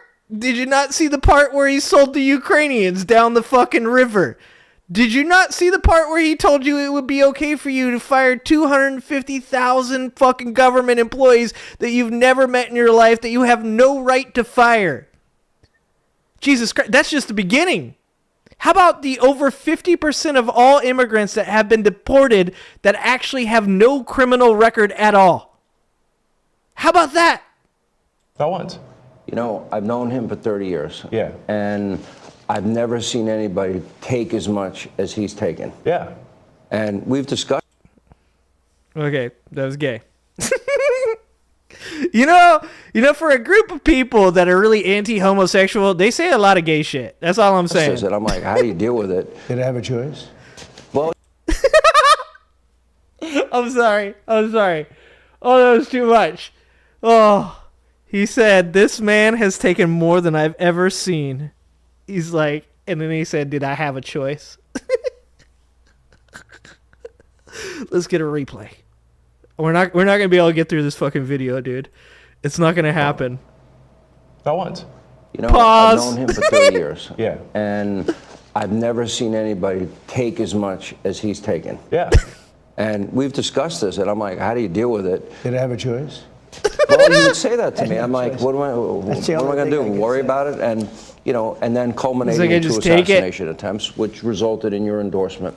Well, I was going to do it anyway, but that was it. Oh, you guys remember all the Trump supporters that were like, yeah, he's going to give all this money to Donald Trump. They're like, no, he's not, bro. Elon Musk, you liberals, you make so much shit up, bro.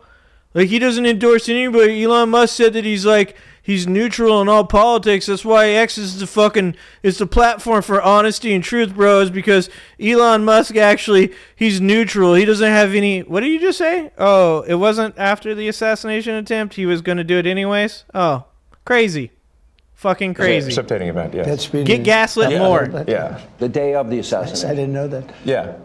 I sped it up, but I was going to do it anyway. Mr.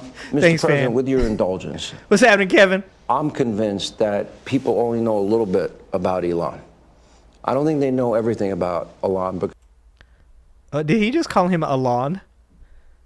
Oh, did he just ask Donald Trump to indulge this? Do it anyway. Mr. President, with your indulgence. What a weird fucking way to ask a question. I don't think I've ever asked any person ever in my life in the company of another person, with your indulgence, I'm going to ask him, I'm going to talk about him for a minute. Like, dude, how big is your fucking ego that when a person is interviewing you and your boyfriend, they got to tell you that they're going to not pay attention to you for just a second and they want you to be okay with that?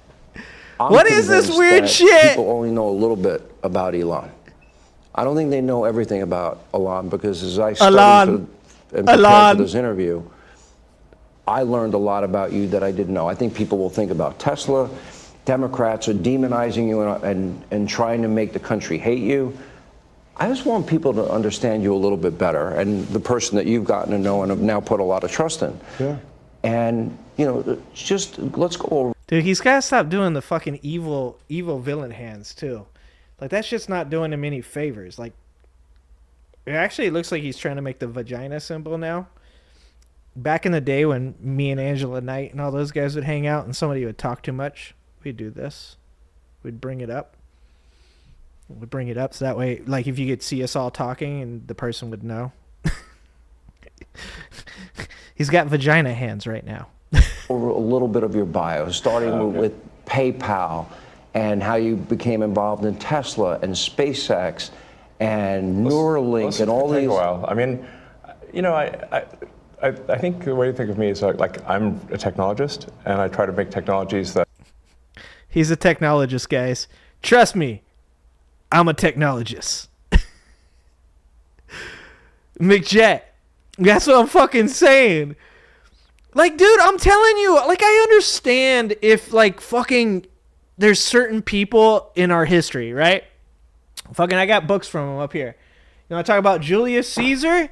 You want to talk about Julius Caesar? You want to talk about Alexander the Great? Fucking, shit, Samuel L. Jackson. There are certain people that, like, I get it. I understand. Like, you listen to them to talk. You see the things they do, the things they accomplish. Like, for me, I'm not a follower. So, like I love certain people. Like, I love Einstein, right? I love Einstein. But I wouldn't believe every fucking thing Einstein said. I think Alexander the Great was great, okay? But I wouldn't think that, like, everything he did was perfect and, like, he was never a bad person. Alexander the Great did fucked up shit to people, too. It's so weird to watch these two people who are quite possibly the worst example of leadership, the worst example of somebody that you would want to make decisions for you and your family. And it blows my fucking mind. I've been in leadership for 20 years. I can tell you that if you fucking made these guys my manager at Taco Bell, I wouldn't follow these motherfuckers. Okay? God damn it, it's so weird. And make life better. Sure. I'm a technologist. And that's why my t-shirt says tech support, because I'm here to provide the president with technology support.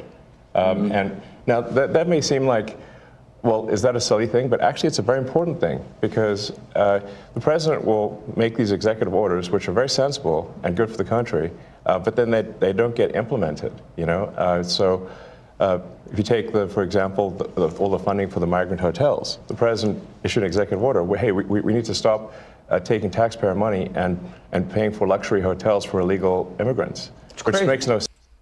Yeah, and if you completely forget about the fact that when you pull that money out of their bank account, which was illegal, they fucking took that money back out of their bank account after it had already been given to them by Congress, who holds the purse strings. That's illegal. When you do that, here's the thing. Let's say you're anti-immigration. Let's say that you actually 100% agree. You're like, you know what? Undocumented immigrants in New York are a fucking menace. They're causing crime. That I really just I think something needs to be done about that. Even if you believe that, the answer wouldn't be take the money back from them that they're using to house those immigrants. Because what's going to happen? Like I said, the problem with this is that people can't think past their nose. They can't think past the first step.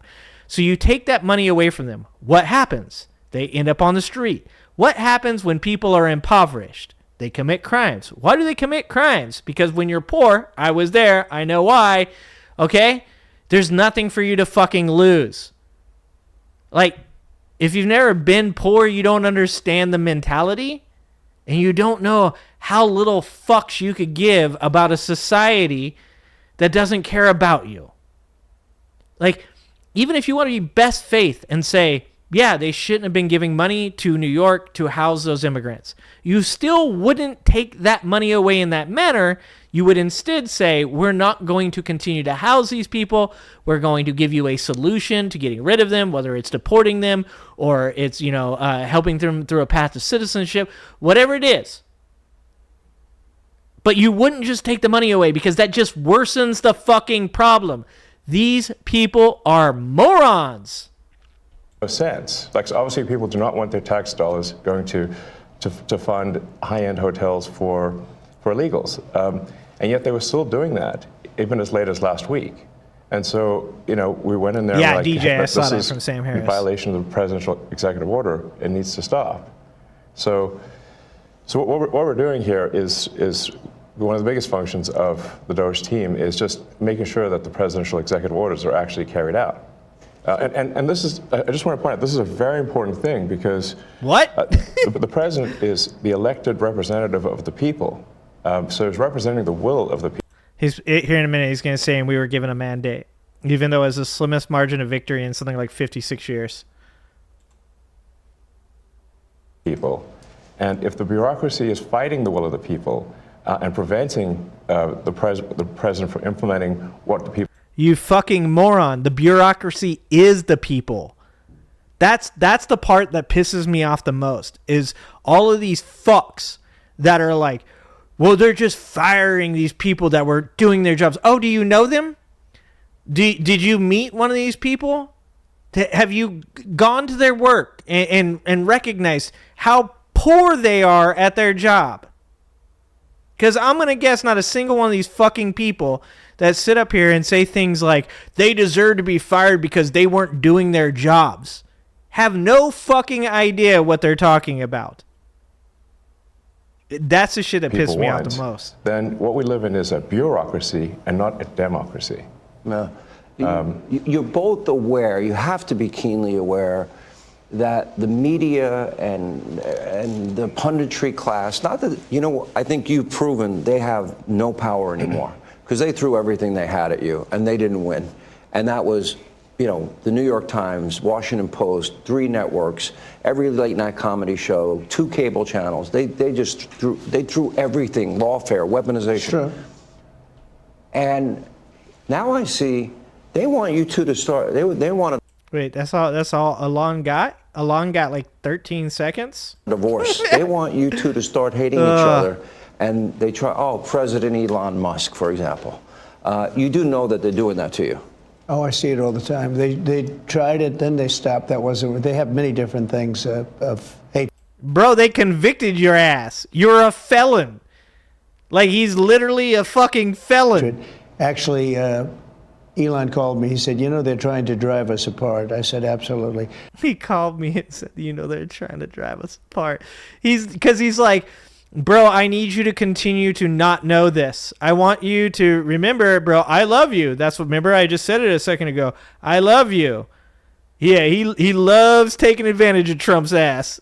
They said, we have breaking news done. Look at his weird ass. Donald Trump has ceded control of the presidency to Elon Musk. President Musk will be attending a cabinet meeting tonight at 8 o'clock. And I say, It's just so obvious. They're so bad at it. I used to think they were good at it. They're actually bad at it. Nah. No, see, here's the thing. We ain't joking, motherfucker. Like, he literally owns Donald Trump's ass. Like I said, I almost feel empathy for Trump supporters, but I don't. Because, like, their dude is just getting used. He's just a fucking puppet. Elon Musk and the other billionaires behind Elon Musk are just fucking pulling his strings so hard, and he thinks he's so smart. He thinks he's like so in control of everything. And Elon Musk and Andreessen and Zuckerberg and Bezos are laughing their way, not all the way to the bank, because everybody thinks this is about money. I don't think it's about money. I think it's about power. I think it's about people wanting to be in control of the next industrial revolution, which is AI. They 100% are using this motherfucker to establish their control. And they're going to fight with each other. There's going to be competition between Altman and Musk and Bezos.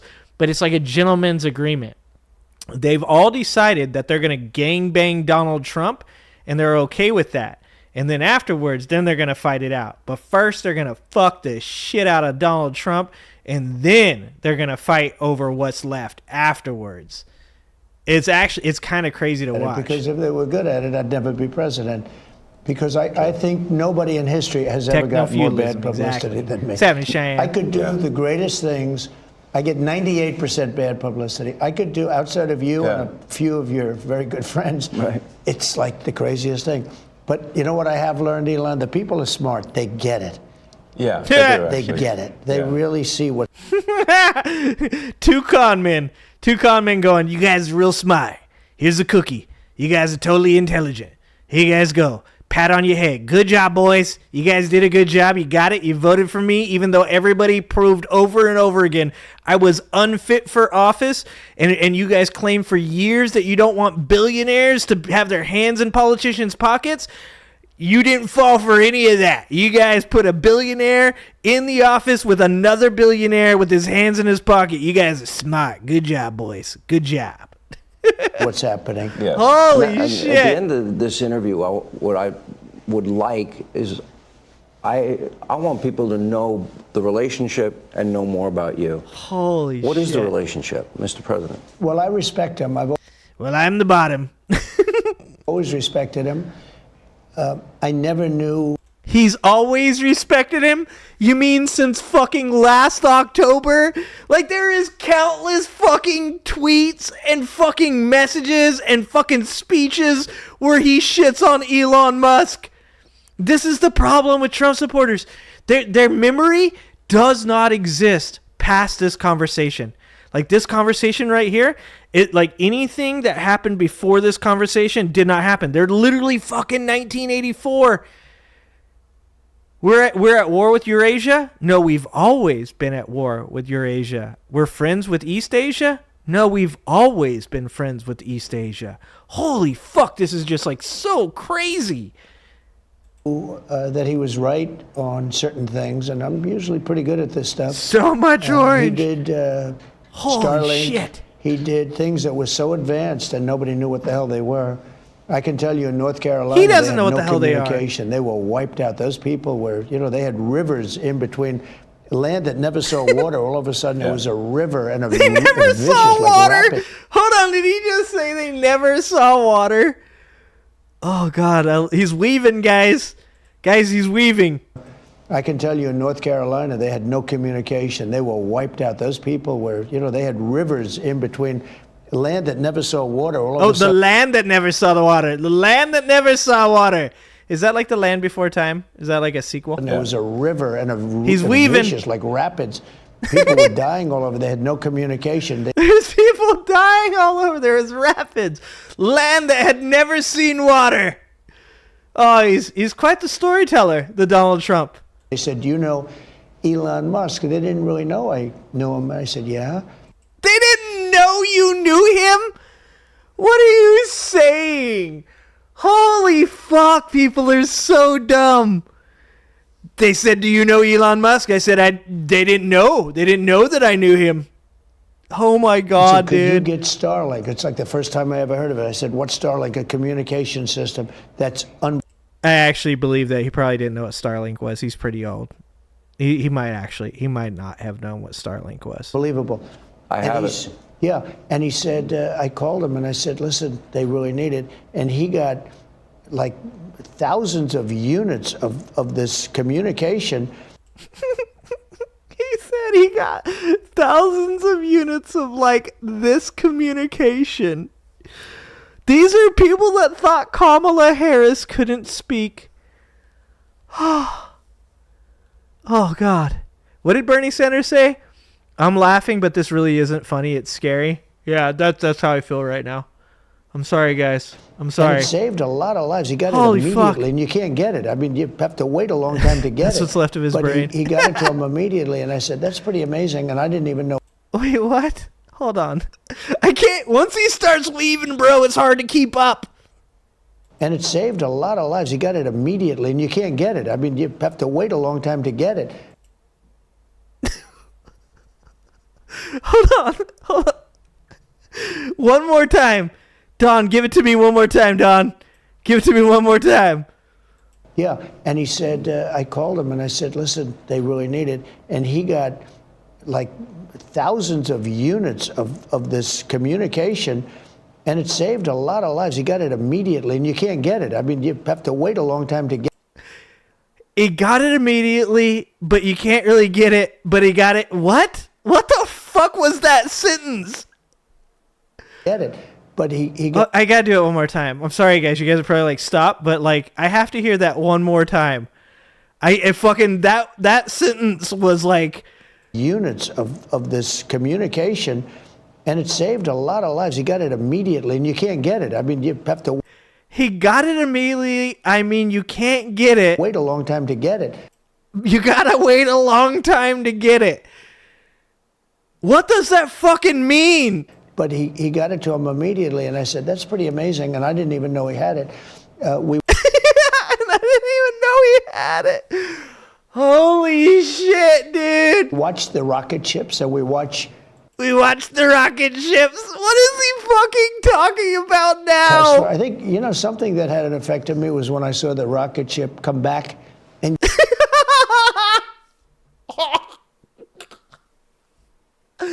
Oh my God, they're like children. Oh, fuck, that's like watching toddlers talk. Oh, fuck. Okay, I just need a moment. Whew. Whew. Who was it? It was Tool, Maynard from Tool that was like, I'm really split. He's like, "I'll be honest with you, I'm split because there's so much comedy. There's so much, there's so many funny fucking things to laugh at, but it's also all really, really bad." Like, that's fucking and get grabbed like you grab a beautiful little baby. You grab. What the fuck? He went from. Oh shit! I'm dying.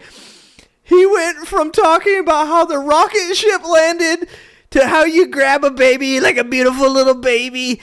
Look at Elon Musk. Look at his face. Fucking even Elon's like, fuck, I can't keep up. I don't know, I can't do this. Hold on, one more time. Let's go back. Don't hate me, guys. Don't hate me, okay? Don't hate me. It saved a lot of lives. He got it immediately, and you can't get it. I mean, you have to wait a long time to get it. But he got it to him immediately, and I said, that's pretty amazing, and I didn't even know he had it. We watched the rocket ships, and we watched Tesla. I think, something that had an effect on me was when I saw the rocket ship come back and get grabbed like you grab a beautiful little baby. God damn it, dude. You grab your baby. Look at Elon Musk. He's trying not to laugh. Look at that face right there. He's trying. Look at his fucking jaw muscles, dude. Look at the muscles in his face right now. Holy shit. Just hug the rocket. I've never seen everything needs a hug, including rockets. Hugging? Did he say hugging clean rockets? What? It just hug the rocket. I've never seen everything needs a hug, including rockets.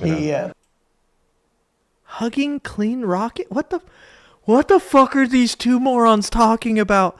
We are so cooked. Holy shit, guys, I'm crashing out. No, but and he said, we are so you fucked. Can't have a rocket program if you're going to dump $1 billion into the ocean every time you fly. You have to save it. Right. And he saved it. First time that I've ever seen that done. Oh, God. Oh, God, guys. We're so cooked. Holy shit. Now, nobody else can do it. These people are in charge. If you look at the U.S., Russia, or China, they can't do it, and they won't be able to do it for a long time. He has the technology. So you learn, I wanted somebody really smart. Well, you fucked that up, Aaron. To work with me in terms of the country, a very important aspect. Because, I mean, he doesn't talk about it. He's actually a very good businessman. And when he talks about the executive orders, and this is probably true for all presidents. Yeah. Holy fuck, brother. Are we still... What did we start by talking about? Where did this fucking conversation begin? What was it? What was the beginning of this? What was the topic? What was the question? What was the question? You write an executive order and you think it's done. You send it out. It doesn't get done. It doesn't get implemented. They don't implement. Who thinks that? Today, maybe they're from the last administration, and they are in some cases. You try and get them out as fast. DJ, for fucking real. JD Vance is like, dude, I have to go do real work, and these two fucking clowns are just having this fucking weird, awkward fucking date on Fox News while JD Vance is out there getting fucking his ass handed to him by European countries. Oh shit, this is insane. But I could, as soon as he said that, I said, that's interesting.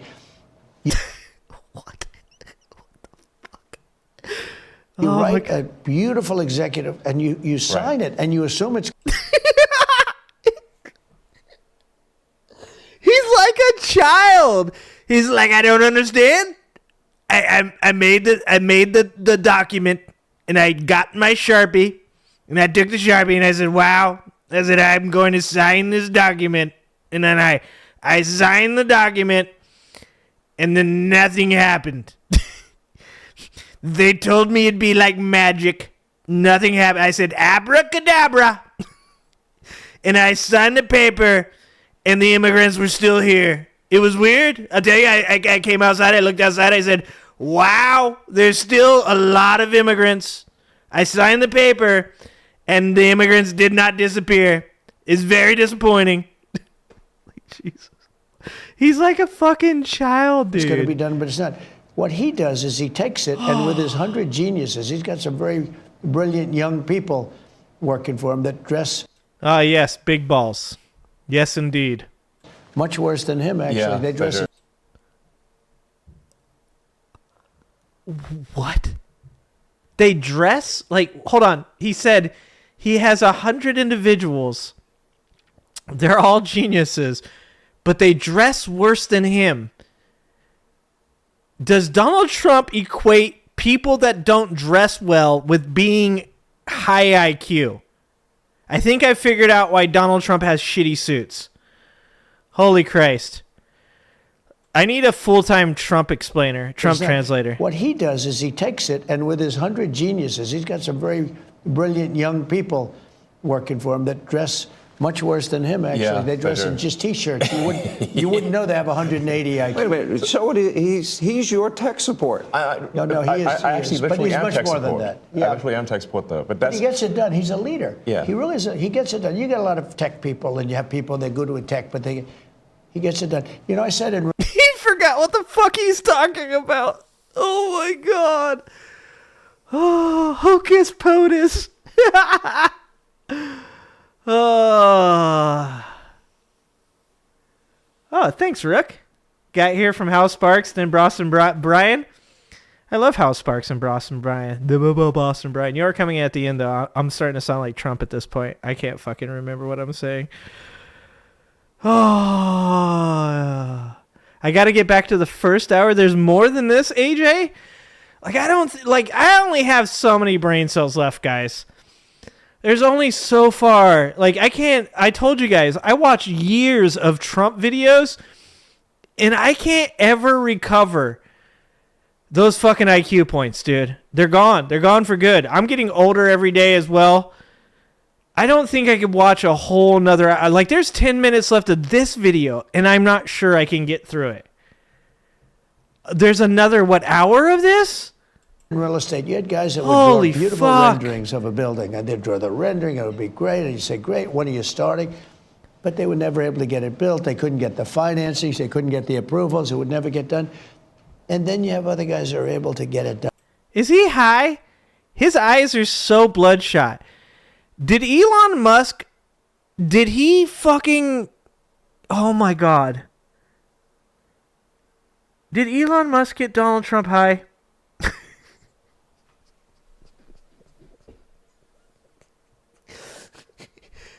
Look, we've all been there, okay? You guys know when you have something really important to do? You guys know when you're with your friend who's a really bad influence and you got something really important to do? I'll tell you guys a quick story. Way back in the day, one of the first management jobs I ever had in my life when I was 20 years old was I was an assistant manager for Taco Bell. And I had been working there for a little bit, and one of the management team, the team building exercises where we were all going to go to this, it was a city college football game. So we're all going to go to the city college football game. And they said, you can all bring one other person. Now back then, I was a bachelor. So I told my best friend, who still lived in the ghetto, not that I was very far out of the ghetto myself. The Taco Bell I worked at was very ghetto. It was in front of a giant club. It's fucking super ghetto. So anyways, I told my friend, I said, you gonna go watch this football game? And he was like, fuck yeah, I want to watch this football game. We love football, right? So I go, cool. I'll bring you with me, right? So he goes, and mind you, we're in the city. So back then there was no such thing as you had Mex and you had chronic. So Mex was weed that had tons of seeds in it. It was really brick shaped because it probably came over in a tire across the border. It was terrible, right? So he goes, dude, I know a dude who's got chronic. So I was like, oh, cool. We should get some chronic before we go to this football game. Okay. And so we get this chronic and it's white. It's back then, I had never seen weed like this before in my life. And I was like, holy shit. Probably got taken. I think I paid $20 for a joint.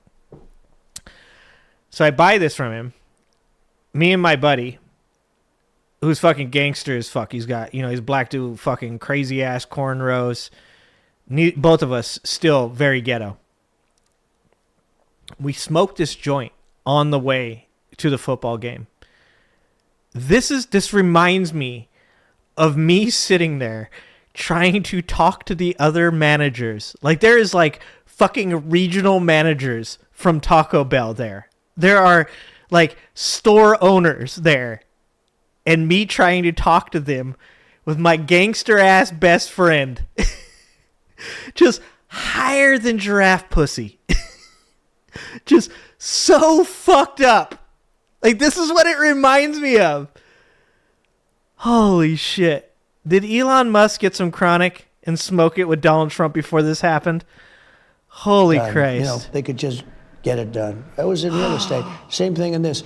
He gets it probably done. Mildew. You're so probably when he right. said that, 21st. he said, you know, when you sign these executive orders, a lot of Holy them don't get done, shit. and they'd be the most important Oh, my ones. God. And he would take that executive order that I'd sign, and he would have those people go to whatever agency it was. When are you doing it? Get it done. Get it done. And some guy that maybe didn't want to do it, all of a sudden, he's signing. He just doesn't want to be bothered. Do a lot of those executive orders have to be codified into law? You need the Republican Congress and to they follow will be. up? A lot of them will be, yeah. They will. But look, in the meantime, we have 4 years. The beauty is we have 4 years. That's why I like doing it right at the beginning, because an executive order is great. I mean, the one problem, it's both good and bad, because when they did all these... You like how he looks at Elon? Dude, when he looks at Elon, that's him looking for confirmation. He looks at Elon when he says, "We wanted to do this in the first, or I wanted to do this in the first 100 days because it's really important." And he looks at Elon, and Elon nods to him. Like, most people that know anything about presidency already know that the first 100 days of a president's tenure are the most important 100 days, especially when he has Congress and the Senate, because you want to push through as much legislation as quickly as possible before everything gets caught up in the lawfare and all the lawsuits. It doesn't matter whether you're Republican or Democrat. Your first 100 days is you push through as much as far as executive orders and legislation, all that stuff. You want to push it all through, because then all the court cases take place, and that happens over the next 4 years. But the fact that he looked over at Elon Musk and Elon had a nod at him, you know it was Elon's idea. God, that is so sad, dude. Boy, the ground was moving while I was walking in the... slept and went to work. Higher than a giraffe pussy on the Empire State Building. Exactly. Holy shit. Yeah, it's like saying right constantly. Yeah. Holy shit. I told you guys what Rook 1 just said. I walked past an old lady in the store today. It was like, hopefully he dies soon. Executive orders. Jesus They canceled most of them. They were terrible. I mean, we're going to go radical left communist. Okay, it was crazy. Yeah, we're going to go communist, guys. We were totally about to be communists. It was going to happen. Like, you guys don't know, man. Like, we were so close. We were touching tips with communism, guys. We were right around the corner. Just one more Joe Biden decision, and man... The LGBTs are going to be grooming your children. The immigrants are going to be taking your jobs.